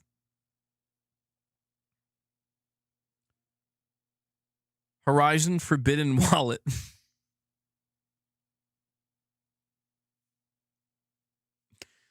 Horizon Forbidden Wallet. Oh, man. Padsy with another super chat says, I loved all 3 games of Fable, and I'm looking forward to the next one. What is your opinion on the last 3 and the next one? I don't really have much of an opinion on the last 3. I never really got too deep in the Fable really at all. It just wasn't my thing. That wasn't like a franchise that brought me to Xbox. But I will say I've been very interested in this new Fable because I know it's like a reboot, and they're going to be trying to bring new people on like myself. And I like what I've seen. I don't know if I'm going to be able to get as into the, like, everything that surrounds the game about, like, kind of crafting your own story and engaging with the NPCs. But I find it does look good overall. It looks good. It looks like something that I'd be willing to try. And my only real, I don't want to say concern, but I just don't know if by the time it comes out, it's coming out this fall, like, dude, I might not be able to play it. I mean, look, Microsoft has been sending me review codes for pretty much all of their games, which is crazy. Like, I don't even know why. I'm not opposed to that, but you know, there's been like multiple review codes they've sent where I'm just like, I literally I can't play this right now. Like, I can't. If they send a review code for that, like, because of how big Fable is, it's like I might try. I'll try, you know, to see.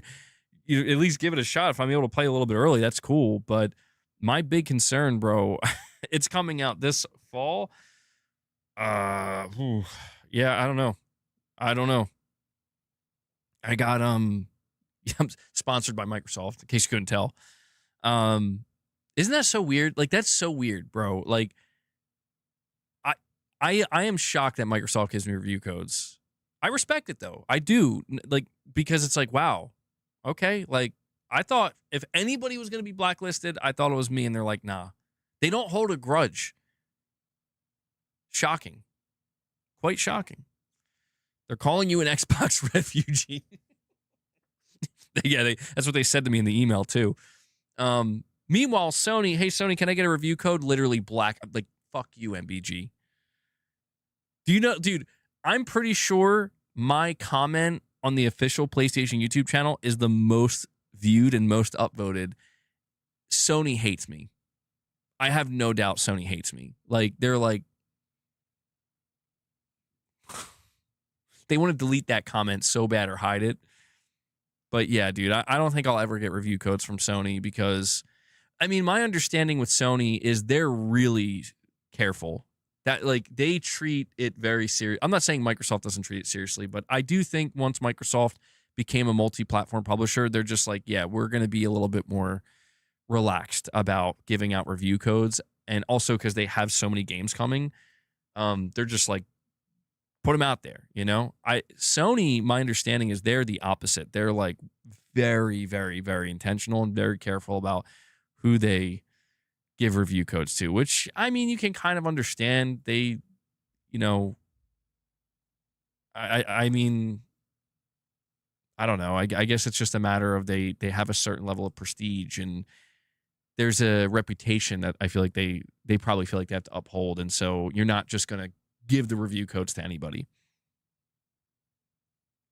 But I don't know. I mean, I've accepted review codes from Microsoft a few times. I guess if Sony were to ever, not that I think it would ever happen, if they were to ever offer review codes, I guess I would take them.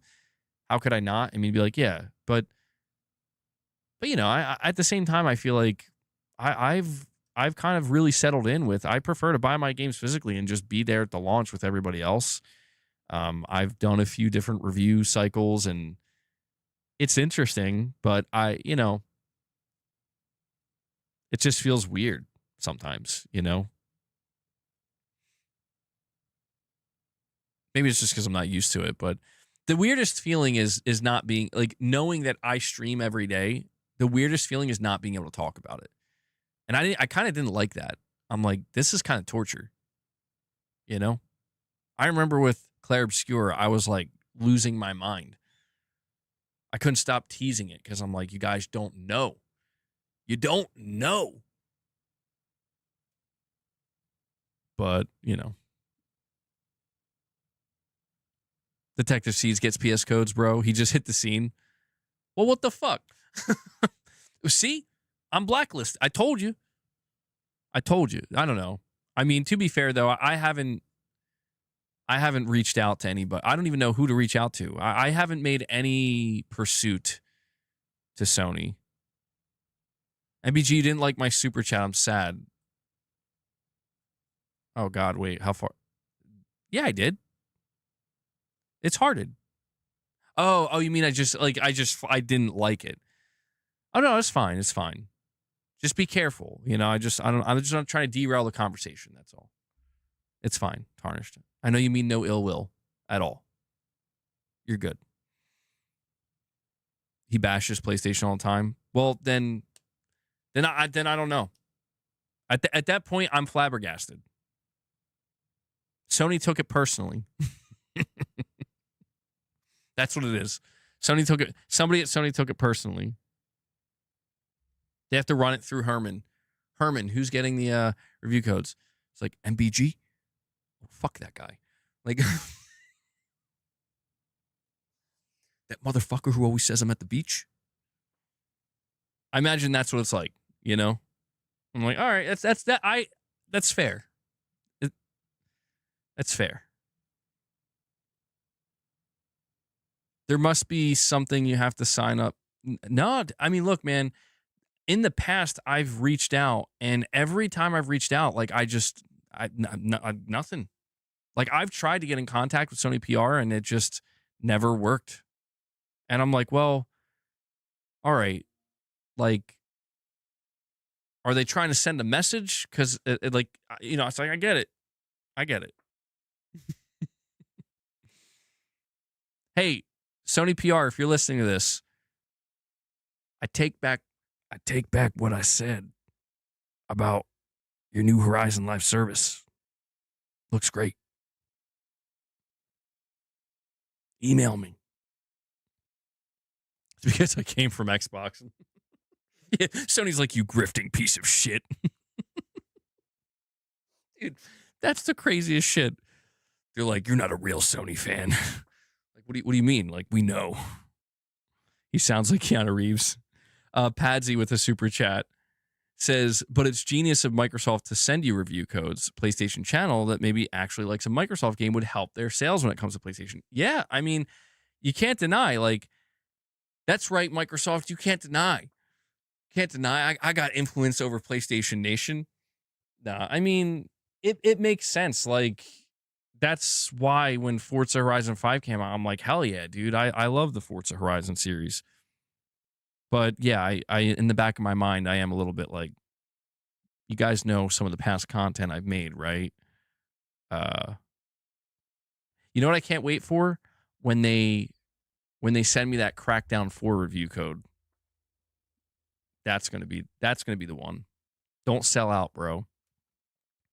No, I don't think I'm selling out. I just sometimes I like to experiment with different things. And I mean, the reality is, dude, I passed on so many review codes because I don't really consider myself a review channel. And that, to be honest, that could be why, again, I don't know the reason. That could be why maybe Sony doesn't want to do anything like that with my channel. Because I know you're kidding, Russell. Boss is back. But yeah, I mean, sometimes I'm surprised by some of the review codes that I get sent because I'm like, I don't really review games. Like, not like in a traditional sense, you know what I mean? Like, I do review games. Like, I talk about them, but really, bro, you sent me Homelander and Red Dead Redemption 2? That's cursed, bro. Do they say... Yeah, Sony sent me an Xbox code for Helldivers 2 to review on the Xbox side of things. MBG, you're the reason why Horizon 5 was topping the PS charts. You see? Sparky Nuts recognizes. Microsoft wants your viewership. If they can get 5 people out of the 200 to buy their game, that's a win. Yeah, I think they did send me a review code for Hellblade 2, but I'm like, I ain't going down that road, bro. Like, and you know, that's what's crazy to me. I mean, I can only assume, like, you know, these PR people who run these companies, they don't like watch everybody's content. You know what I mean? Like, that just doesn't make any sense. That's impossible. But it's just funny to me to think that, like, yeah, no, I kind of already did review this game and I did not like it. No, dude, they sent me a review. I'm pretty sure that I have to go check my email, but I'm pretty sure they sent me a review code for the PS5 version of Hellblade. And I was just like, I'm not playing. Like, I already played this. So I'm good. You know? Why does my PC sound like that, man? It sounds like it's working overtime. My PC fan. Oh, wait, there we go. Okay. And then as soon as I said that, it crashed. It's Windows. Dude, is it? Yeah. Does Windows suck this much? Are you kidding me?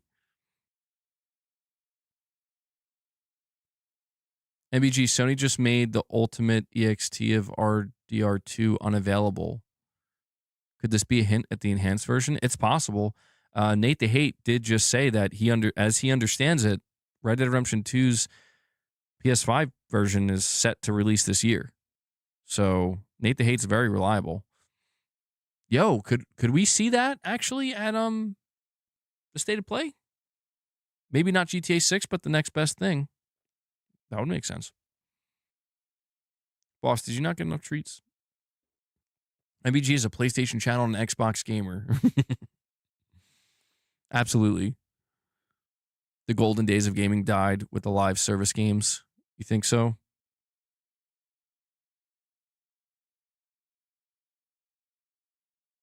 PlayStation's identity as Astrobot, Spider-Man, Last of Us, Kratos, and soon Wolverine.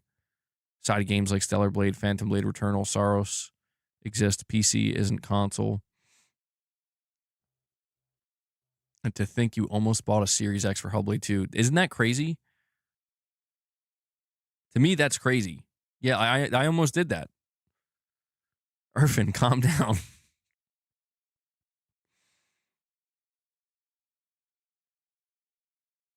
MVG, the hate for Microsoft in this chat is ridiculous. Even Windows.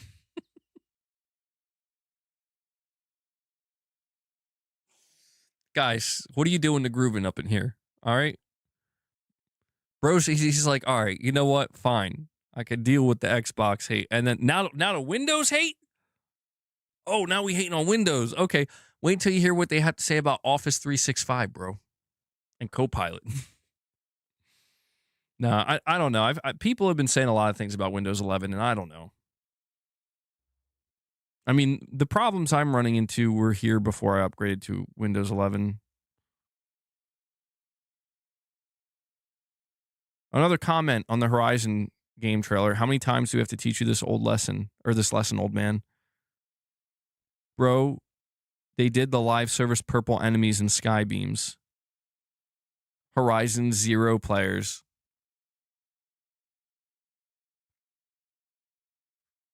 The Horizon 0 players, man. That's now that's nasty. That's nasty. That's a nasty comment. Horizon 0 players. How does nobody tell them before they put a whole team to work on this? I don't get it.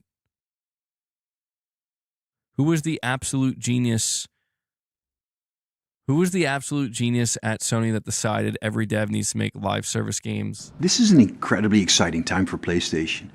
Everyone out here be smirking like a DreamWorks character. I thought Concord got canceled.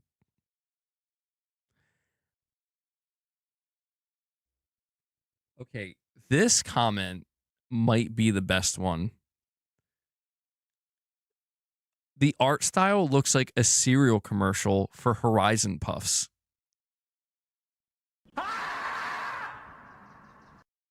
Bro, I think that's the best one. It looks like a cereal commercial for Horizon Puffs. Bro, come on, man. Oh, I don't think is there any comment that can top that. Everything is going concording to plan.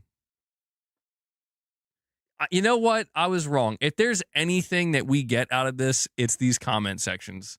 People aren't even hating. People are beyond the point of hating. Do you see why I said in my video today, like, I know my video is not going to go down well with everybody today, but at the very end, I said, to me, this isn't embarrassing. It's just kind of sad. And I think the comment section kind of proves it, where people aren't even shitting on it. It's just people are kind of like, they're just clowning on it, man. Like, it's just funny. They're like, I have to imagine the morale at Guerrilla Games is not good. And it's like, yeah, I mean, guys, I don't know. I'll never understand. I'm not a video game developer. I've never worked at a studio, but I just genuinely have to wonder, like, when they knew, keep in mind, this is almost 2 years after the reveal of Concord. Like, they knew, right? It's like, how do you not know? I guess I'm just saying, like, is this surprising them? That's the question I have. It is like, is the studio or the team at Guerrilla Games, it's like, are they actually upset? Because I feel like if it were me, especially if I was like a leader at Guerrilla Games, it's like, guys, prepare yourselves. Buckle up. Okay? Like, how upset can you really be at this point? If anything, I would be sitting there as a developer being like, that's a good one. The Horizon Puffs, that's a good one. Fuck, man. Sony should lean into it. Jim Ryan was the most devastating thing that ever happened to PlayStation. I love Jim Ryan still being brought up, man. That's crazy. The Croods, Hunter's Gathering.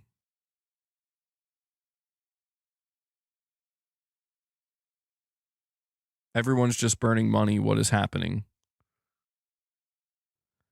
Horizon Forbidden Purchase. I really hate what Fortnite has done to the gaming industry. Horizon Zero Profit. Horizon Zero Clue. Horizon Forbidden Profit. Horizon 3 active users. I mean, dude, I haven't seen it. I've been trying to find if there's any actual, like, comments that are not clowning on it, dude, and I can't find any. Killzone locked in the studio basement. Release me. See? Dude, that's one of the most upvoted comments. See? But no,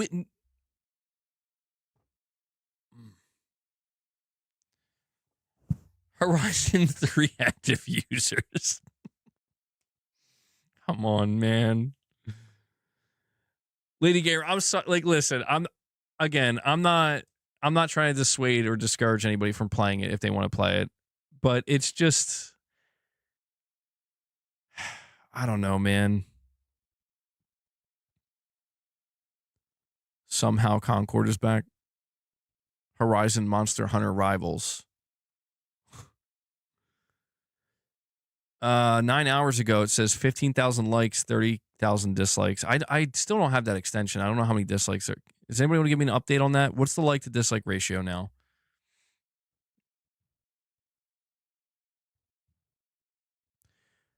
At 4 minutes and 5 seconds, they say, quote, "This game is still very much in development. So stop developing. It's not too late." Which, oh my God. Wow. Horizon Hunters gathering cholesterol.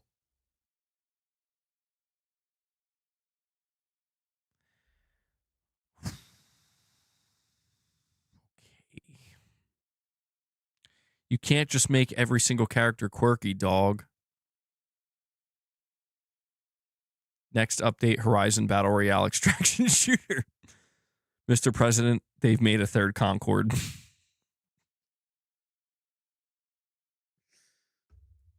All right. 16,000 likes, 46,000 dislikes on the PlayStation channel. Jeez. So, yeah, that's pretty bad.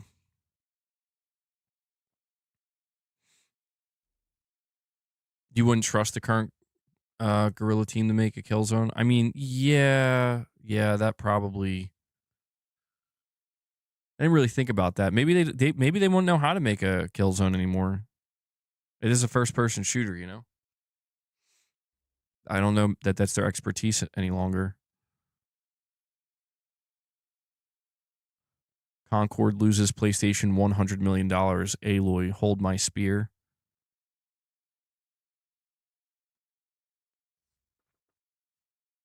I can't read this one comment. Oh my God.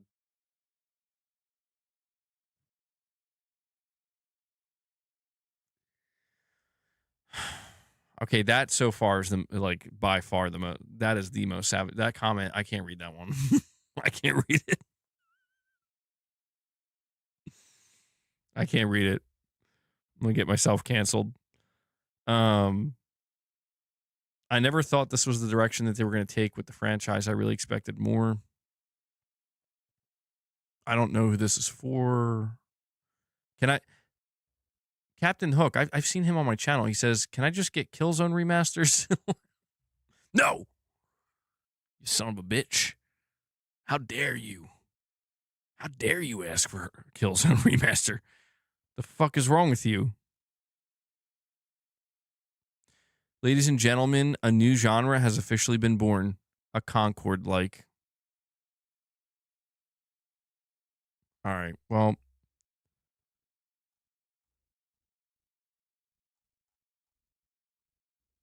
Sony, here's what I'll say. This is going to be my final word on this for now. Because we got a state of play coming up. And I'm not going to, I don't want to be dwelling in the negativity for too long. Holy shit. Clark. A wild Clark appears. Bro just jumps on me, man. What's up, bro? Clark and Boss hanging out. Go ahead. Go be buddies. Oh, I can see Boss is breathing quicker. Boss, calm down. Guys, we're at 10 members. Can we do it? Are we going to do it? Boss is looking a certain way. Yeah. Don't bite me. Can we make it to the 25 mark? Because I don't know how much time. Where are we at time wise? How much time we got left? 2.5 hours. All right, I'm gonna just stream until we hit the goal. How about that? I'm making the executive decision. I'll just keep streaming until we hit the goal. All right. Tell them no fighting. I would. Well, they've gotten a lot better, but I think Boss gets a little bit more defensive when Clark's in his treat space. Like, I don't know if you can hear Boss. He's kind of growling.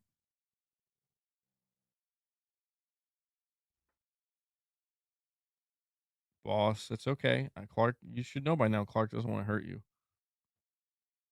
Boss still occasionally screams. Should I gift or not, MBG? Gift! Space Gambler, gift. Space Gambler, Drop a 5 or 1, whatever you want. However much you want to gift. We're gonna hang around till we hit that goal. No, Irfan, I didn't play the Pragmata demo, but I have it installed. You didn't like it? The combat feels stiff. Yeah, I'm really curious to see how I'm gonna feel about it, but I do plan on playing it. I want you to stream though. Well, no, Space Gambler. I'm not gonna just immediately end it. I'll put it to you this way: if I stream for another 2.5 hours, and I'm like at the 5-hour point, if we hit 25, then I'll end it. If we hit 25 right now, I'm not just immediately gonna end it. I'll still go for a while, but I'm just putting it out there that, you know, if I have to extend it, I will. I want to hit the goal today. But yeah, don't you shouldn't view it like that. If I ever get to a point where it's like as soon as we hit 25, I'll end it, I'll let you know. Or I could just, I could extend it. We hit 50 and I'll end it. How kind of Space Gambler. He's like, I want you to stream, bro. I appreciate that. Thank you. Clark is the last cat you got. What was the order? The other cats arrived to Casa MBG. I mean, geez, it was Leia first, then Boss. When we got Leia, she was a year old. She was part of like a sideshow circus or some shit, dude. I'm not even kidding. Like she was like part of like a traveling circus or some shit. And then she got like pregnant and they were like, oh, this is no place for a pregnant cat to be. So they gave it to a shelter. And then that's where we got Leia. And here comes Luna. And so when we got Leia, she was a year old. She wasn't a kitten. And then after that, we got Boss. We got Boss as a kitten. He was just a baby. And now he's not that anymore. And then we got Luna, who's here right now. We got her as a kitten. And she got really big really fast. And then we got Clark. And Clark was 2 years. And Space Gambler Jr. comes in. Oh, bro, I'm not going to lie. I thought you were going to drop a single. He opens a 5-pack. So we got Space Gambler Jr. He's trying. He's like, we're gonna get MBG to that goal today. I want to see some 5-pack emojis in the chat. Holy shit. Space Gambler, thank you so much, man. And we are now 10 away, guys. I believe in this chat. I believe in you guys. I think we can do it. Excuse me. Says, all right, no more subs for another 1.5 hours. It's okay. If we hit 25, I won't end it. Maybe I should have worded that better. What's a better way to word that? Uh-oh. Boss is growling again.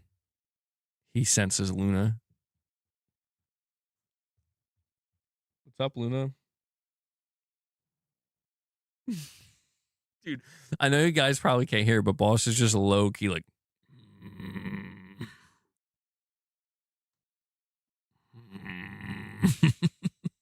He just sounds like an old grumpy man. MBG on his way to owning a farm with 16 cats in Nebraska. Just a matter of time. That's how I plan to retire.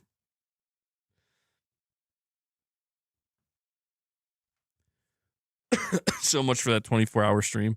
Bro, I'll be honest. How do people do that shit?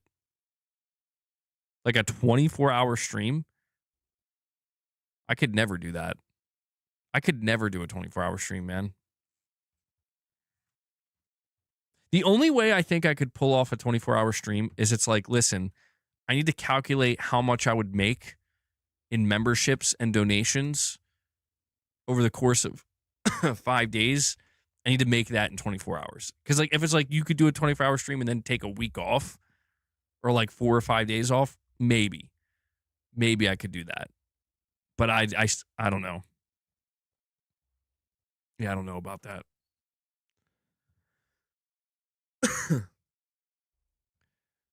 Dwayne says, I wish we could hear Damn, Dwayne's still dodging those membership gifts, man. Oh wait, Irfan, you're saying read my last. You can't. You couldn't see Luna. Oh, you can't see Space Gambler. Oh no, he was dropping a couple memberships. He was saying that if I hit 25, he doesn't want me to end the stream. Do you guys hear this?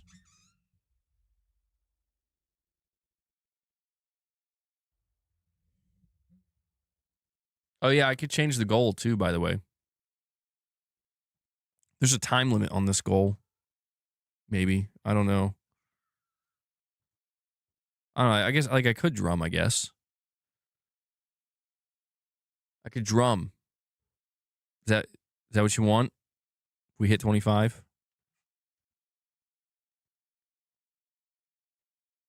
Leia, calm down. God, all my cats, what are they doing? Cats are acting weird as shit. Hold on, let me. Where the hell is it?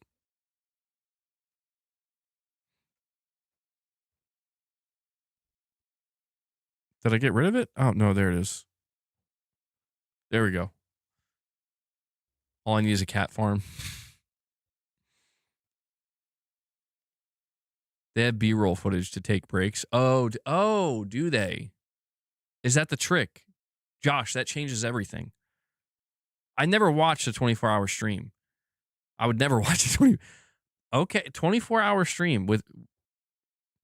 Now, when you say they have B-roll, what's the B-roll of? Is it like of them? Is it like pre-recorded? I'm gonna give you B-roll. I'm gonna play PlayStation's 2023 showcase.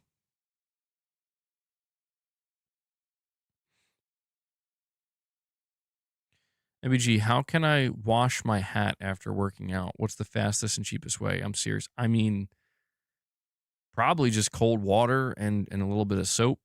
I mean, I'd be careful. Like anytime I've run a hat in the washer or dryer, like sometimes if you get lucky, it won't ruin it, but a lot of times it kind of warps it. So, maybe, I mean, you could try like warm water and soap, but I think your best bet's probably cold water. Or just like lukewarm. Dude, when is Days Gone 2 coming? I would take a different protagonist even. It's not happening, man. I've given up on Days Gone 2. There's just no chance. Oh, there you go. You put it on a short cold wash. The nice scented washing liquid or fabric conditioner. Dwayne's got you. I mean, that's probably the easier way, yeah. Gran Turismo 8, no cross-gen.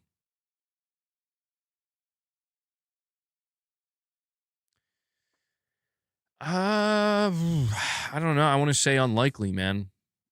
I think Gran Turismo 8 will be cross-gen. MacTube, I don't know, bro. I don't know. MBG, you're going to start a workout channel? I'm not going to start a workout channel, but when my basement is finished, I will be able to turn the camera around 180 degrees to my little workout area. It's not fancy at all. It's just like a bench, a mat, and some dumbbells.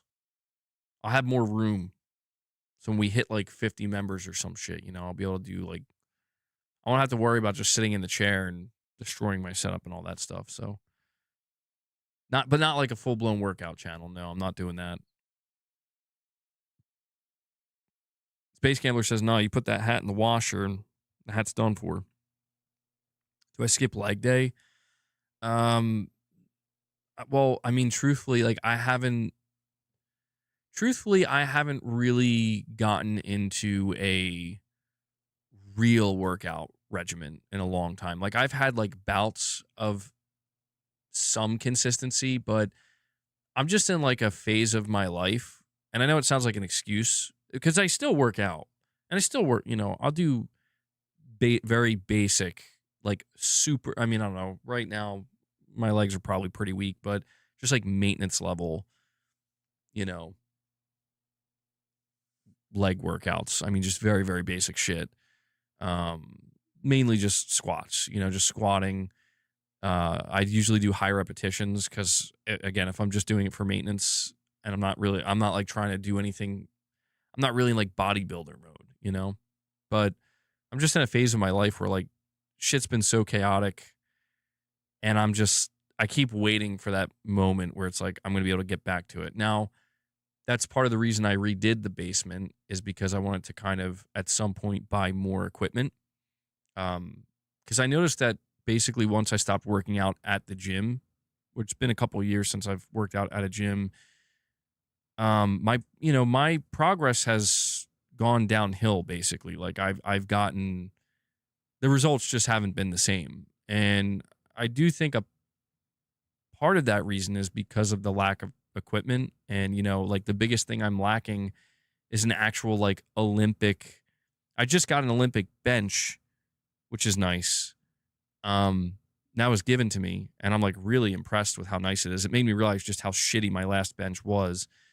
But it got the job done, and I appreciated that. But I got to buy an Olympic barbell, some Olympic plates. And I think once I do that, I'll be able to start really getting, I think I'll be able to start making better progress again. So basically, I'm looking to build out my home gym a little bit. I'm not trying to go crazy with it, but you are looking less buff. I mean, dude, right now I'm very dehydrated. I've lost a lot of bodily fluids in the last 48 hours, so I'm probably looking very thinned out. I also haven't been taking creatine for a little while because of getting the stomach flu. So, yeah, right now I'm probably looking thinner than normal. I also shaved. Sometimes shaving, sides of my face makes me look thinner. I jogged 12 kilometers 3 hours ago. I feel tired, but soothed at the same time. Get that runner's high. When are you getting an Olympic-sized pool? Never getting one of those. I have a great idea.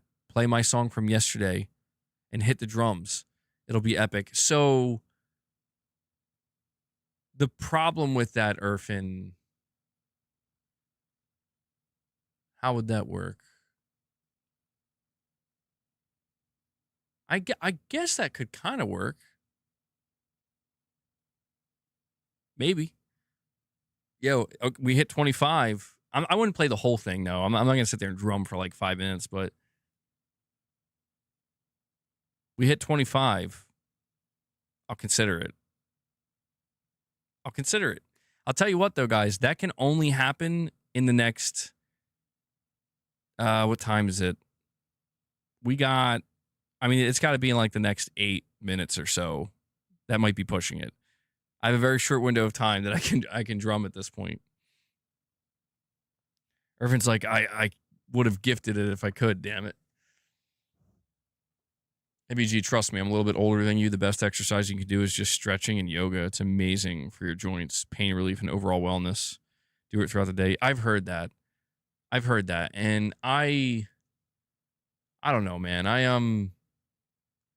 I've thought about trying to get into it, but it requires patience. I've noticed, requires a lot of patience. You have to be like more calm, and I struggle with all that shit. But yeah, I've heard it's really good. Irfin's like, we need to get to 25, please. Yo, where's Silent Spartan? Silent Spartan hasn't shown up in a little while, bro. If he showed up, he'd get you there like that.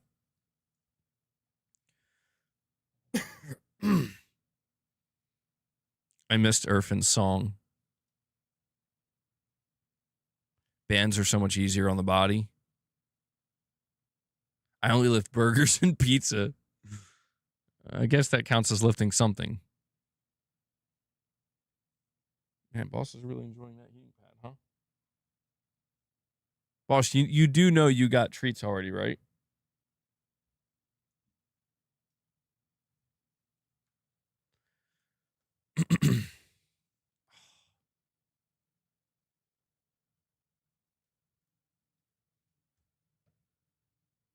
MBG, did you know that in GTA 6, every shot where in GTA 6, every shot where NPCs walk, little physicalized rocks, pebbles, and actual sand deform and get pushed aside? It's not some 2D sprite effect. Jesus. I'm not surprised. That's nuts. That's so crazy to me. Josh Z with a $5 chat says, marathon streams almost always have a few hours of breaks throughout based on the time zone. These breaks put old video and during the breaks they put old video and live stream footage. I mean, are 24-hour streams like guaranteed success? I have no idea. Josh, it sounds like you have an idea. I mean, I feel like the only reason you would do a 24-hour stream is if it's going to be a success. Like, I'm not sure why you would do that. I guess you could just do it for fun, but it sounds like a little bit of torture. 24-hour state of play live stream. I could put up old footage. You gonna get into martial arts, Dwayne? Ooh. You become a black belt. It's gonna roundhouse your ass. Frostbite Engine is the GOAT.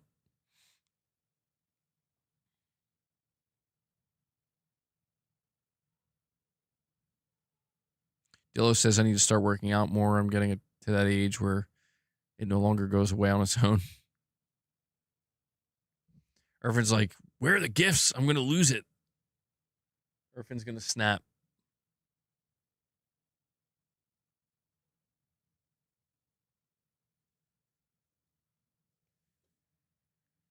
That's what Boss is thinking too. Big channels do see a lot of success. Yeah, I don't know. I don't know how something like that would align with my channel.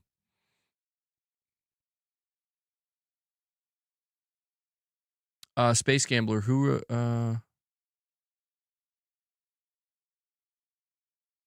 Space Gambler, who are you replying to? It looks like they're asking about do we have another person who's on iPhone saying they would gift, but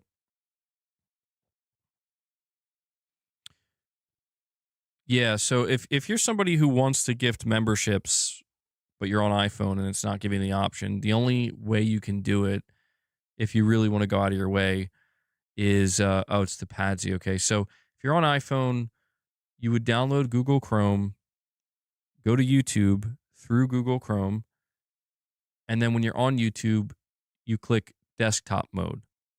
From desktop mode, come to the stream, and it should allow you to gift. It's a little bit of a process, which is why,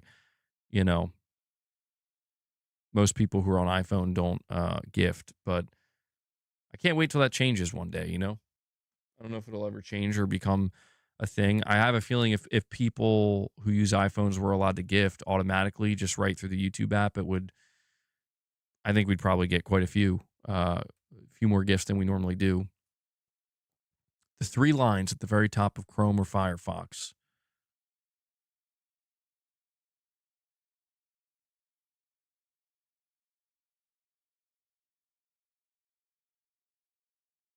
Guys, I'll be right back.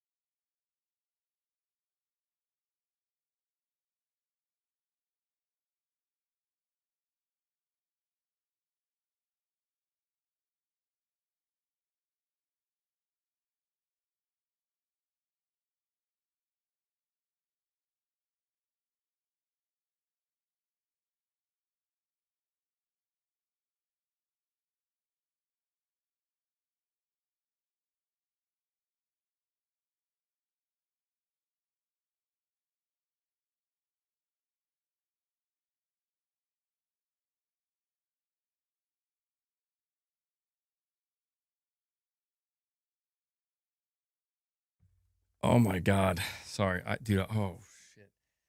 I feel like I'm going to throw up. I think I moved a little too fast there. Whew. Okay. All right. You're going to learn Wing Chun. Then JKD.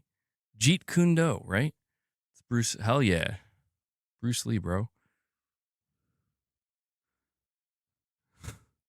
MBG, in the official song Hot Together comment section, someone said the song made me buy a PS5. Sony's about to score the best financial year in gaming history.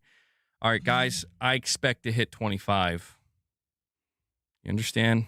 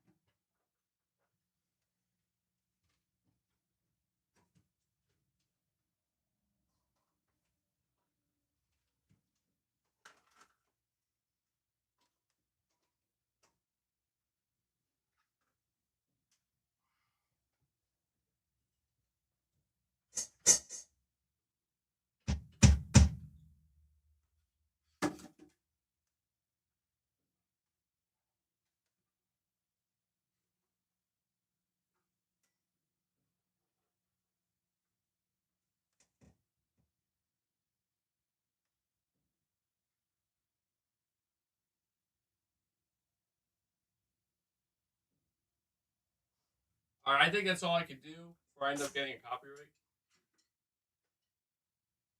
All right, hold on.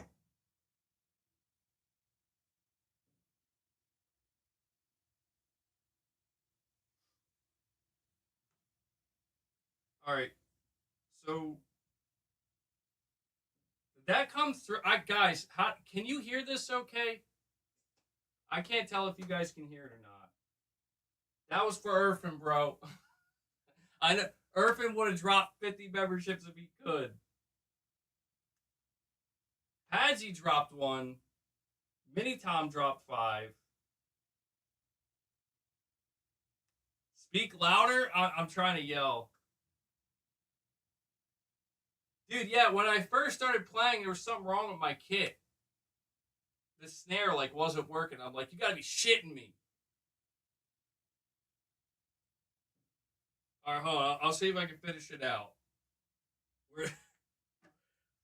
All right, Irfan, I told you. Double bass over the whole thing.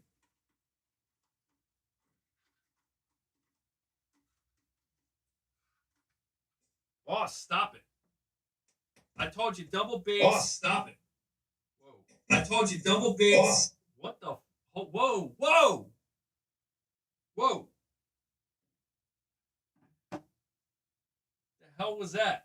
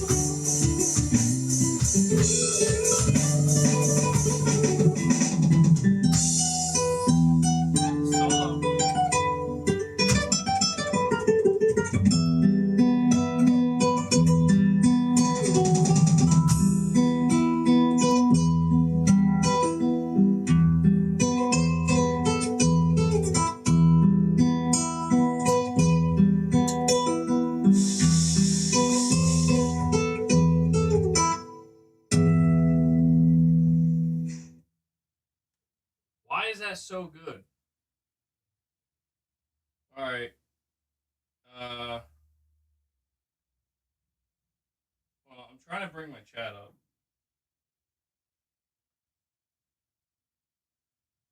MBG died.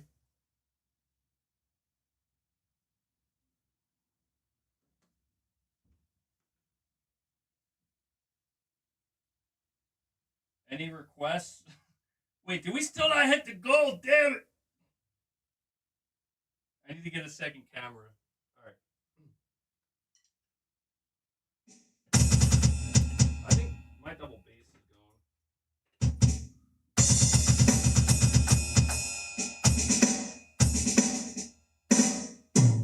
All right.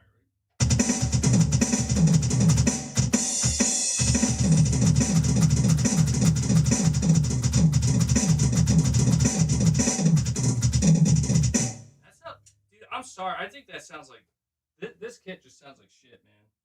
Sleep token. I got different sounding kits. Here we go.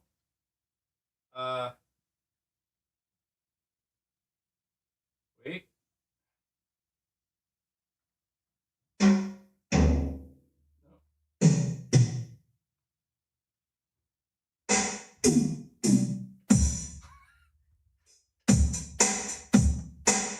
That's sleep token, right?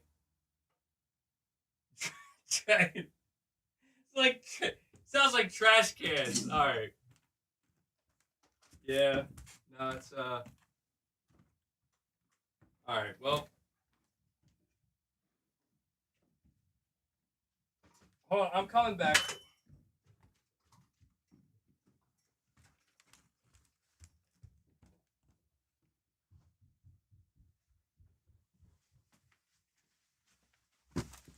Oh shit.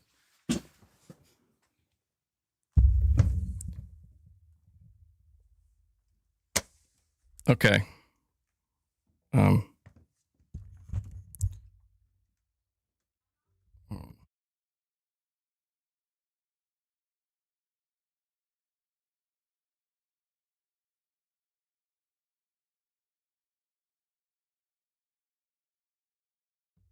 I'm here. Don't worry.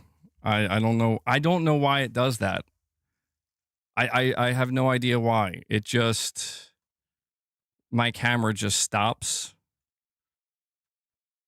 We are at 21 members. So I have no idea how that sounded.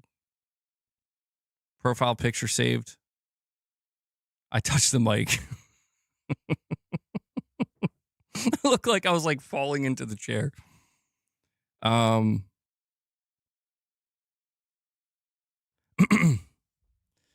Check out Faith Benson and Juna Such. Faith Benson and Juna, such talented drummers for inspiration. Yeah, I don't know, man. Like, not only does it probably sound like shit just because of the because it's just picking up through this mic through an amplifier, but the preset drums that I have, I don't think they sound very good, man. I don't know, but Irfan, your cover was too good. I had to drum over that shit, you know. But that was just on the fly. I'd have to. Yeah, I should learn Numa by Tool. Yeah, that would be. Dude, I've tried to play that song multiple times, and I'm just like, I am too stupid for this. I literally don't understand how to play more like 80% of what's happening in this song. Sometimes I like to just try to play over songs by just basically being like, I'm just gonna play whatever. You know, I'm gonna just let it come to me. Like, basically put my track over it, like whatever I think would sound good. But then when I try to do it for Tool, it like even just the musicianship from all the other, you know, from the guitar and from the bass, I'm just like, I still don't know what to do. So sounds great. I like the far back dampened sound from your basement. Well, thank you. Yeah, I'm sure I have, the thing is, I have no idea of what it sounds like. So I'm just like, well, fuck it. I'll put some sleep token on next time. No. You know, surprisingly, Irfan, you did such a good job with that cover that it does get copyrighted. Like, it immediately gets copyrighted. Metallica's Nothing Else Matters. So, unfortunately, I don't know if you noticed, I had no choice but to cut it out from the last stream. I'll probably have to cut it out of this one too. Yeah, Tool does some crazy time signatures, man. Yeah, surprisingly, like almost the entirety of my basement has these foam panels on them. But oh, you clipped. Oh, cool. Irfan clipped it. Thanks, man. It sounds good, but you can connect your PC to get a really good drum kit. So, yeah, my long-term goal is to hopefully get an acoustic drum kit, and then I'll actually buy the mics and I'll buy an interface, and I'll like the goal is to be able to do a proper like recorded mic'd up version of real drums. It'll probably be a while till that happens. So for now, we just might have to settle for this. I mean, electric. Yeah, I'm torn on whether or not to get another electric drum kit. But the reason why I don't want to is because I just kind of miss. I miss the feeling of playing a real kit, man. And I was thinking about it, and it's been like over a decade, like well over a decade since I played a real kit, and I'm like, damn, you know. That's so that's what I don't. I'm unsure of that. Real drum kits are very loud, but I I have an amplifier connected to my electric kit, and I don't know how loud it sounds to you guys. What that right there, that was fucking loud. Like that's loud.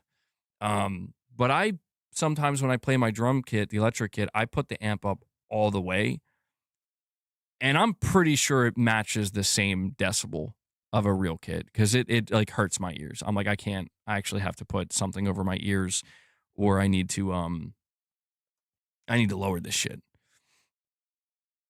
No, I didn't see that. Did that just come out? An MP first leak on the canceled Sony Bend game. By the way, guys, we are at 21 members thanks to So I want to give a shout out to Padsy, by the way, because Padsy dropped a single gift but went out of their way. Oh my god. There's no way. Am I reading that correctly? Padsy 4620 dropped a member gift. The gift went to Padsy 4620. Am I seeing this correctly? Guys, scroll up. Do you see that in the chat? What? Holy shit. That's crazy. I've never seen that. No joke. Padsy dropped a gift, one gift, and it went right to them. That's awesome. But I just wanted to give a shout out to Padsy because I know that they went out of their way on an iPhone to make that happen. So thank you. And then Mini Tom Official dropped 5. Thank you, Mini Tom. And we're now at 21. We're 4 away. I believe in you guys. I believe we'll be able to do it today. I think we can. It sounds muffled a little when you play the drums. Yeah, I do wonder if I would have to turn the gain up on my mic even more. Probably, but let me see. So Ben Studios canceled live service Mirror Pond Animations surface. Let's see. So I'm watching the video. It's like a sentry turret shooting. Okay. Pretty. Oh, yeah, this is going to be a third-person shooter. Guys holding an assault rifle. Tell me this actually looks cool and this got canceled. It's not a whole lot, but it says additional details regarding the title also surfaced from the resumes of former developers. These offer a glimpse into the game's scope, listing a roster of over 30 different enemy types and modular weapons supporting more than 100 unique firearms. In terms of mechanics, resumes mention novel progression systems featuring multi-tiered XP, event, and reputation rewards, and overall an extensive multiplayer experience. There was also a heavy emphasis on traversal, with an open world design to be explored via vehicles and various other methods. It clearly was going to be says following the cancellation, new details emerged. The project was called Mirror Pond. We now also know it was being built using a proprietary in-house engine. Oh, shit. Okay. Open world live service game. It was a military-themed game. What else? I'm going in like reverse order here. So it says it's been a long time. According to a former Bend studio employee, a factor in the project's cancellation could have been a lack of significant progress.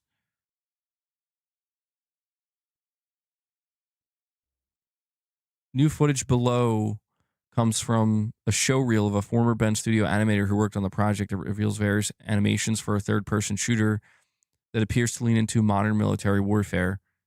Of course, like, of course, that gets canceled. Bro, come on. Like, see, it's like the more I learn about Sony's live service, the more depressed I get, where it's like, tell me this game actually could have been really cool, but it was just slow going. Tell me Sony was like, we're canceling it because it's taking too long, but it actually was going to be like a cool modern military live service shooter or some shit. Like, it kind of looks like it could have been, I don't know, like it's kind of giving me SOCOM vibes a little bit here. I'm not going to lie. Not going to lie, man. I just, Padsy, you did. Yeah, Padsy, you dropped a membership gift and it went to you. Gaming Survivor, micro slop. Gaming Survivor, I'm only playing this if we hit 25, bro. We need 4 more. We do 4 more singles. State of Play. State of Play is apparently on the 12th.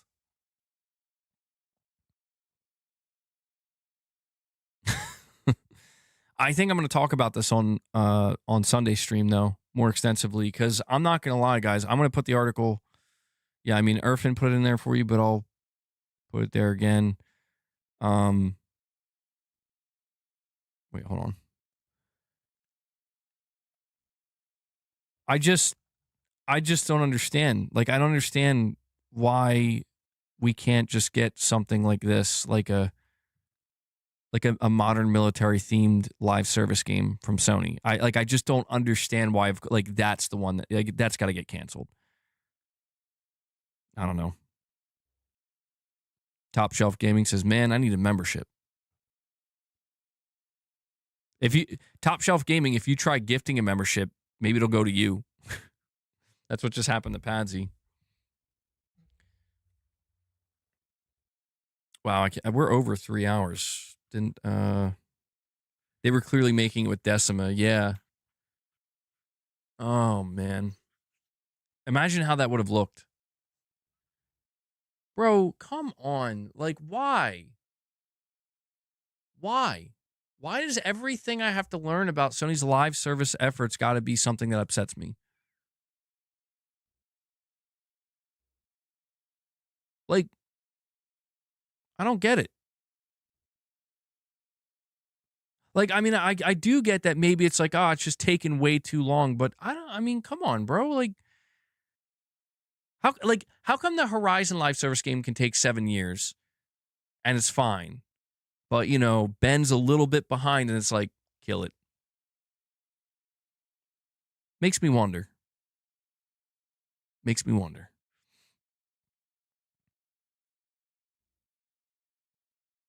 SOCOM game made in the Decima engine sounds good.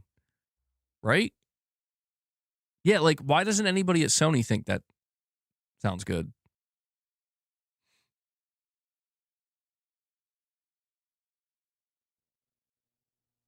MBG, I have dubbed the MSG, monosodium gamer.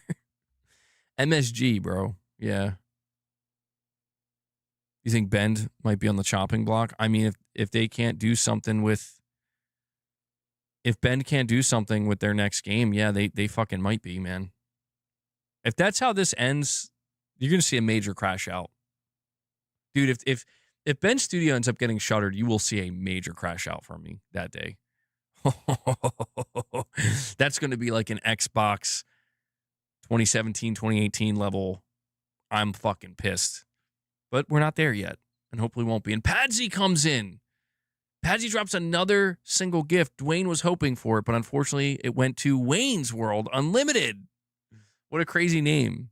Padsy, thank you so much. That brings us to 22, guys. 22. 3 away. Can always drop a single. Padsy's trying to get that single train going. Can I cash app you, MBG? But now when you say that, do you mean so I can buy you a member gift or just to literally cash app me? Because I can't determine who gets a gift. It's like if I decided to gift a membership myself, I can't like pick you. If you're talking about just to straight up, like you just want to support the channel with a donation, at the top of the chat, there's a direct donation link. That would it's basically the equivalent. If you want to just donate directly to me, you click that link, and you can leave a message as well. So there is an option to do that. Who's dropping the 10? Do you guys miss the bombs? I stopped using it because apparently YouTube doesn't like that word, which is stupid. But I don't know. I kind of like the packs, but I don't know. I don't know if it's catching on or not. Prince says we do. We like the bombs. Am I going to have to go back to the 10 bombs? Well, Ray likes the packs, though. Your channel has been emasculated, you damn snowflake. See what YouTube did to me? They took my balls. Imagine being paid millions of dollars to make decisions on games and cancel all the good ones. Maybe Herman just can't handle the pressure. MBG, can you make me a mod? Not at the moment, no. Because I have more than enough mods on the channel. If I ever need more mods, I'll let you know. Lady Gamer's first in line. I already promised her that if I ever need more mods. But we're definitely good on mod ship right now. The 10-piece McMembership. You guys like the 10-piece? The 1-piece. A single nugget. Padsy drops a single nugget. That sounds so weird. 1 nuggy from Padsy. Thank you, Padsy. That brings us to 23. We're 2 away. Boss is here. He's still here, man. Boss is still here waiting. Oh, Padsy drops another. I think Padsy's going to try to take it all the way. Padsy discovered how to drop the member gifts. 2 1-packs. Top Shelf Gaming says, please pick me. Unfortunately, not yet. Not yet, Top Shelf Gaming. Boss is ready. No, we can't meet the goal. Although he said meet with MEAT. MBG, stop streaming. Oh, hold on. Padsy might be leaving it open for somebody else. Space Gambler, you might be in luck. We're now at 24. We're at 24. Incoming 50 bomb. It's been a little while since we've gotten a 50, so I don't know, man. And Padsy does it. That's it. I'm ending the stream. See you guys. No. Padsy drops another single, gets us to the 25 mark. I'll put 50 up just to encourage more if you guys want to keep going. But the main goal has been achieved. Boss, are you hype? Are you hype? Holy shit. Boss is hype. He's ready. Boss, do you read me? It's time to feed the beast. He's been waiting. Oh, Luna's here too. Luna's been waiting. Sorry, boss. I just smacked you. Here you go, man. Feast. Thank you guys so much. I know it was slow going, but we still did it. We still managed to hit the 25 mark. I very much appreciate that. Padsy, thank you for getting us over the line there. Yeah, make him even more jacked. Yeah, that's one. Not fat. And yeah, next week should be pretty interesting, guys. Apparently, we're going to have a State of Play coming. So, 10-hour State of Play stream. We'll see. What if I cash app for Luna and you increase my chances? I can't, Top Shelf Gaming. I'm sorry. It doesn't work. I have zero control over who gets membership gifts. YouTube doesn't allow me to do anything. Maybe it's for the best, but yeah, they don't give me any autonomy over that. It's completely handled by YouTube's random system.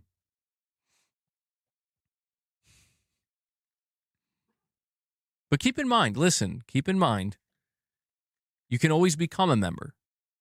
I think a lot of people prefer to see if they get member gifts, though, because I think it just feels like they won something, you know? So I get that. There's like a psychology to it. But you can always become a member. Like if you're waiting around for a membership gift and it just doesn't happen, it's always an option. You just love the channel? Well, thank you. I appreciate that. Last year's February State of Play was a pretty big one at 40-plus minutes with Herman and Kojima. Actually, no, I think that was the 2024 one, right? I know we got a State of Play last February. I don't remember what the big... I think it was Ghost of Yotei.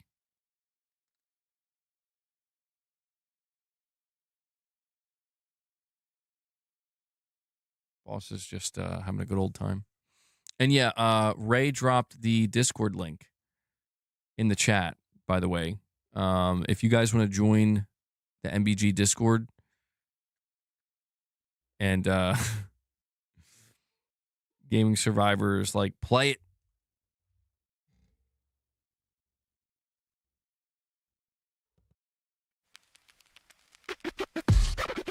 Michael Slop.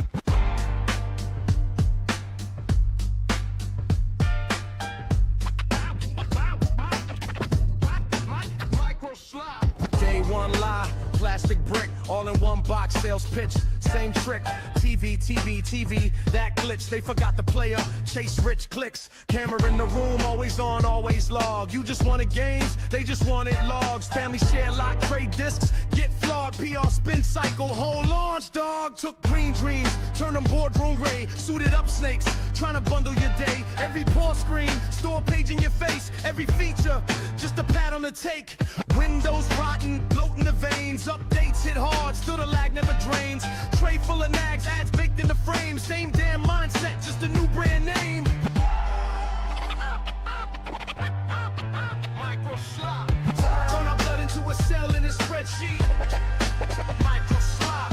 Only see a gamer as a metric to tweet. Micro slop. Sell you back the air, they already breathe. Micro slop. Every promise, just a bullet point bleed. Then they came sweet with the value pitch.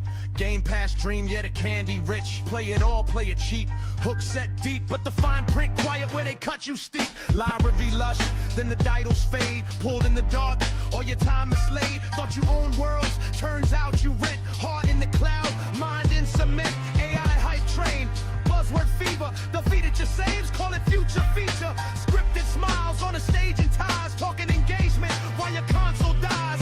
Hardware ghosted, slow suffocation. Cut the cords, starve the foundation. Disk slots vanish, chips get thin. They ain't selling boxes, just a funnel in.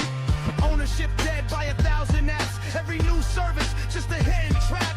Fine suits, count minutes you stare. Everything is stacked, nothing play fair. Micro slop. Turned Hunter blood into a cell in a spreadsheet. Micro slop. Only see a gamer as a metric to tweet. Micro slop. Sell you back the air, they already breathe. Micro slop. Every promise, just a bullet point bleed. Click, agree. Every I accept carves a piece off me. Rot in the registry, rot in the core. Same old empire in a new game store. Dark glass towers, zero dust, no joy. Never touched a pad since they were a boy. But they set the price on the time we drop till we break that chain or they servers stop. Micro slop. Micro slop. Turn Hunter blood into a cell in a spreadsheet.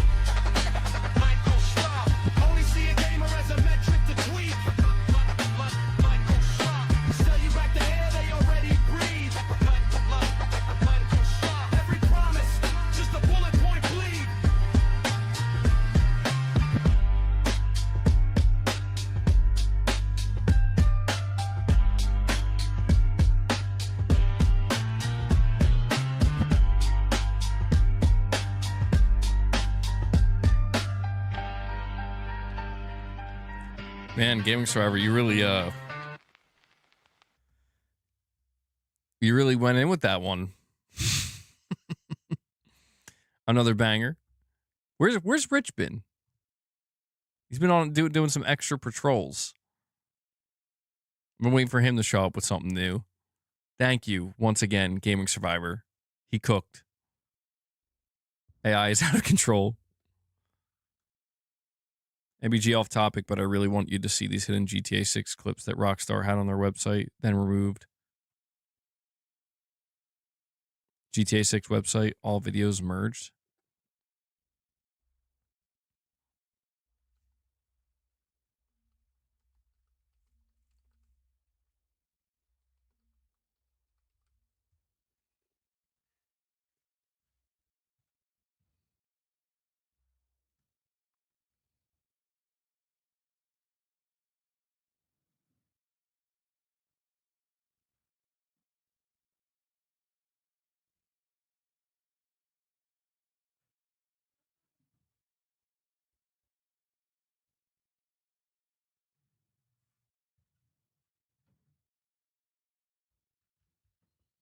I wonder why they removed it. Damn, dude.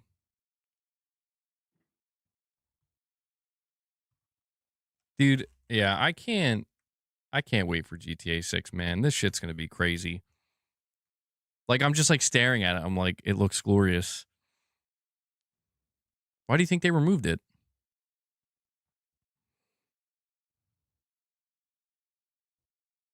You can see the screen lighting reflection on your face. The lighting's so real, bro. Padsy, you're saying I need to go. I live in Sweden, and I love when I get the chance to watch you. Until next time. Well, thank you so much, Padsy. Appreciate you spending some time with us here, and thank you for the support today, buddy. It's very much appreciated. Hopefully, we'll see you later this week for the state of play.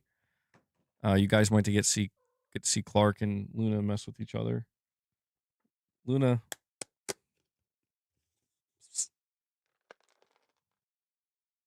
Come on, I know you want it. Come up here.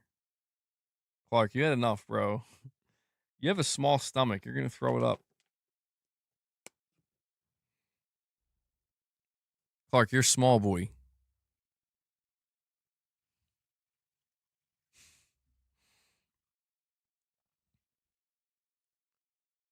Wait, hold on.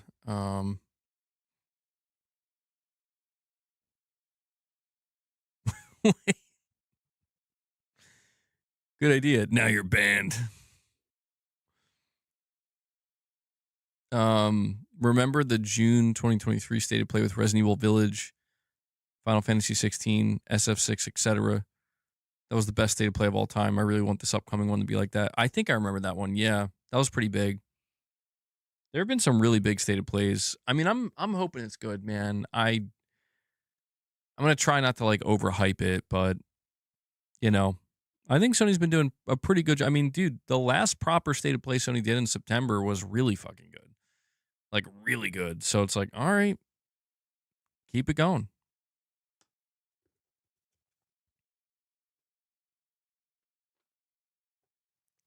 The Japan one was horrific.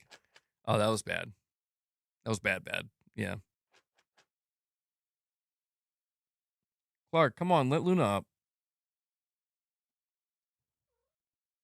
Come on. Luna.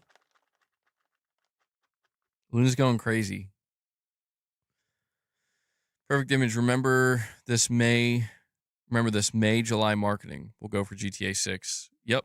This summer, they said. They confirmed it. Clark, okay, dude, you had enough. Let Luna up.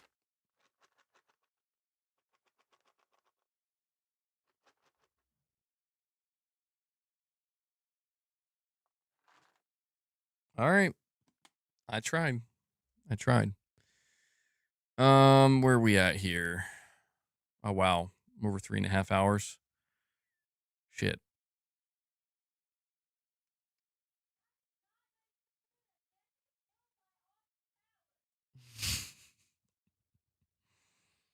Clark, let Luna have some treats. Luna's getting upset.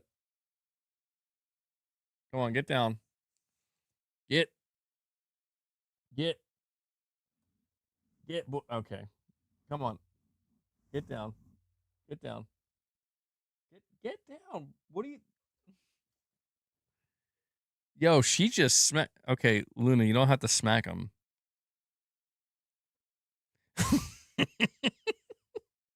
Dude, Clark's doing this weird cat thing where he's like going upside down and shit.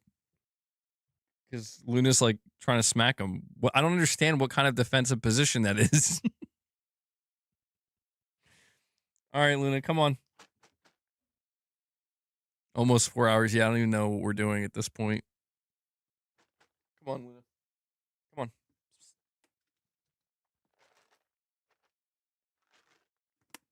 All right. Hopefully she'll he's like doing jujitsu or some shit. It's like the funniest thing ever. I've never seen a cat do that. Clark's so weird, man. Like she'll start like trying to smack him and he'll literally just like turn 180 degrees and go upside down and he'll do like backflips and shit. I'm like, I don't know if he's just trying to send a signal like I'm crazy. Hey. Don't do that. He's like, I'm crazy, you know? You don't want to mess with a crazy cat. Look at how big Luna is, though. My God. She's like a monster. I think she's bigger than Boss. I don't think she's like fat. She's just huge. She's like a panther. Which makes it so funny to me that her and Clark are the ones messing with each other the most because Clark's so small. Anyway. All right.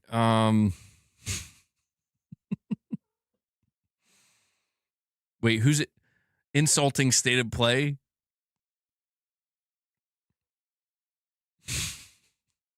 You want to fight, bro? And it's a guy sitting down on his back on the ground. Be careful, man. You never know. You never know. All right. I think this is maybe where we should call it, you know? What do we think? I know Space Gambler's going to be upset, but I did go beyond the 25 Space Gambler. Am I looking forward to the upcoming State of Play? I mean, I'm always looking forward to State of Plays. I don't know if I'm like really super excited for it because I don't know, man. Like I just kind of feel like it's a February State of Play, so it's hard to say how high expectations should be. MBG, I have a Steven Seagal philosophy video for the next members on Real Deep. Oh, fuck, man. The drums made my night, man. Thanks. You're welcome, Irfan. Yeah, I don't know if that's going to get copyrighted. Maybe it didn't come through clear enough. Maybe it won't get copyrighted. If it was, that might be the one benefit of having like low sound quality. But yeah, man. Luna, you didn't even finish the treats I gave you. Okay. These cats, man, I swear. Even they don't know what they want. All right, guys. Yeah, I think that's going to wrap up today's stream. I really appreciate you hanging out with me. I'm definitely feeling a little bit better. I think this virus is finally subsiding. Pound the like button. Yes, make sure you pound the like button, guys. And just want to give a big shout out to everybody who dropped support today. We did hit the goal of 25. You know, I wasn't sure we could do it, but we did it. And so thank you all so much for that. And I probably will not be doing anything tomorrow. If something comes up, you know, I'll just have notifications turned on. You can check the channel, but I think we'll be just chilling tomorrow, and then we'll come back Sunday, and we'll see what next week brings, man. I'm really curious. I assume that with the State of Play coming up, we're gonna, I hope we don't get like a lot of leaks or anything, but I'm assuming we'll hear a little bit of a few things might come out. So, yeah, thank you guys for all the support. If you dropped any membership gifts, super chats, direct donations, it all contributes and allows me to do what I do here. And also want to give a shout out to Devil Shooter, who does the timestamps for the streams. If you see Devil Shooter in the comments with those timestamps, give him some thanks, show him some love. I know he appreciates it. And sorry, Tarnish, I don't know about tomorrow, but Sunday for sure we'll be back. And that's it. Guys, enjoy the rest of your day, night, or evening. And I will catch you all in the next one. So until then, take care, everyone.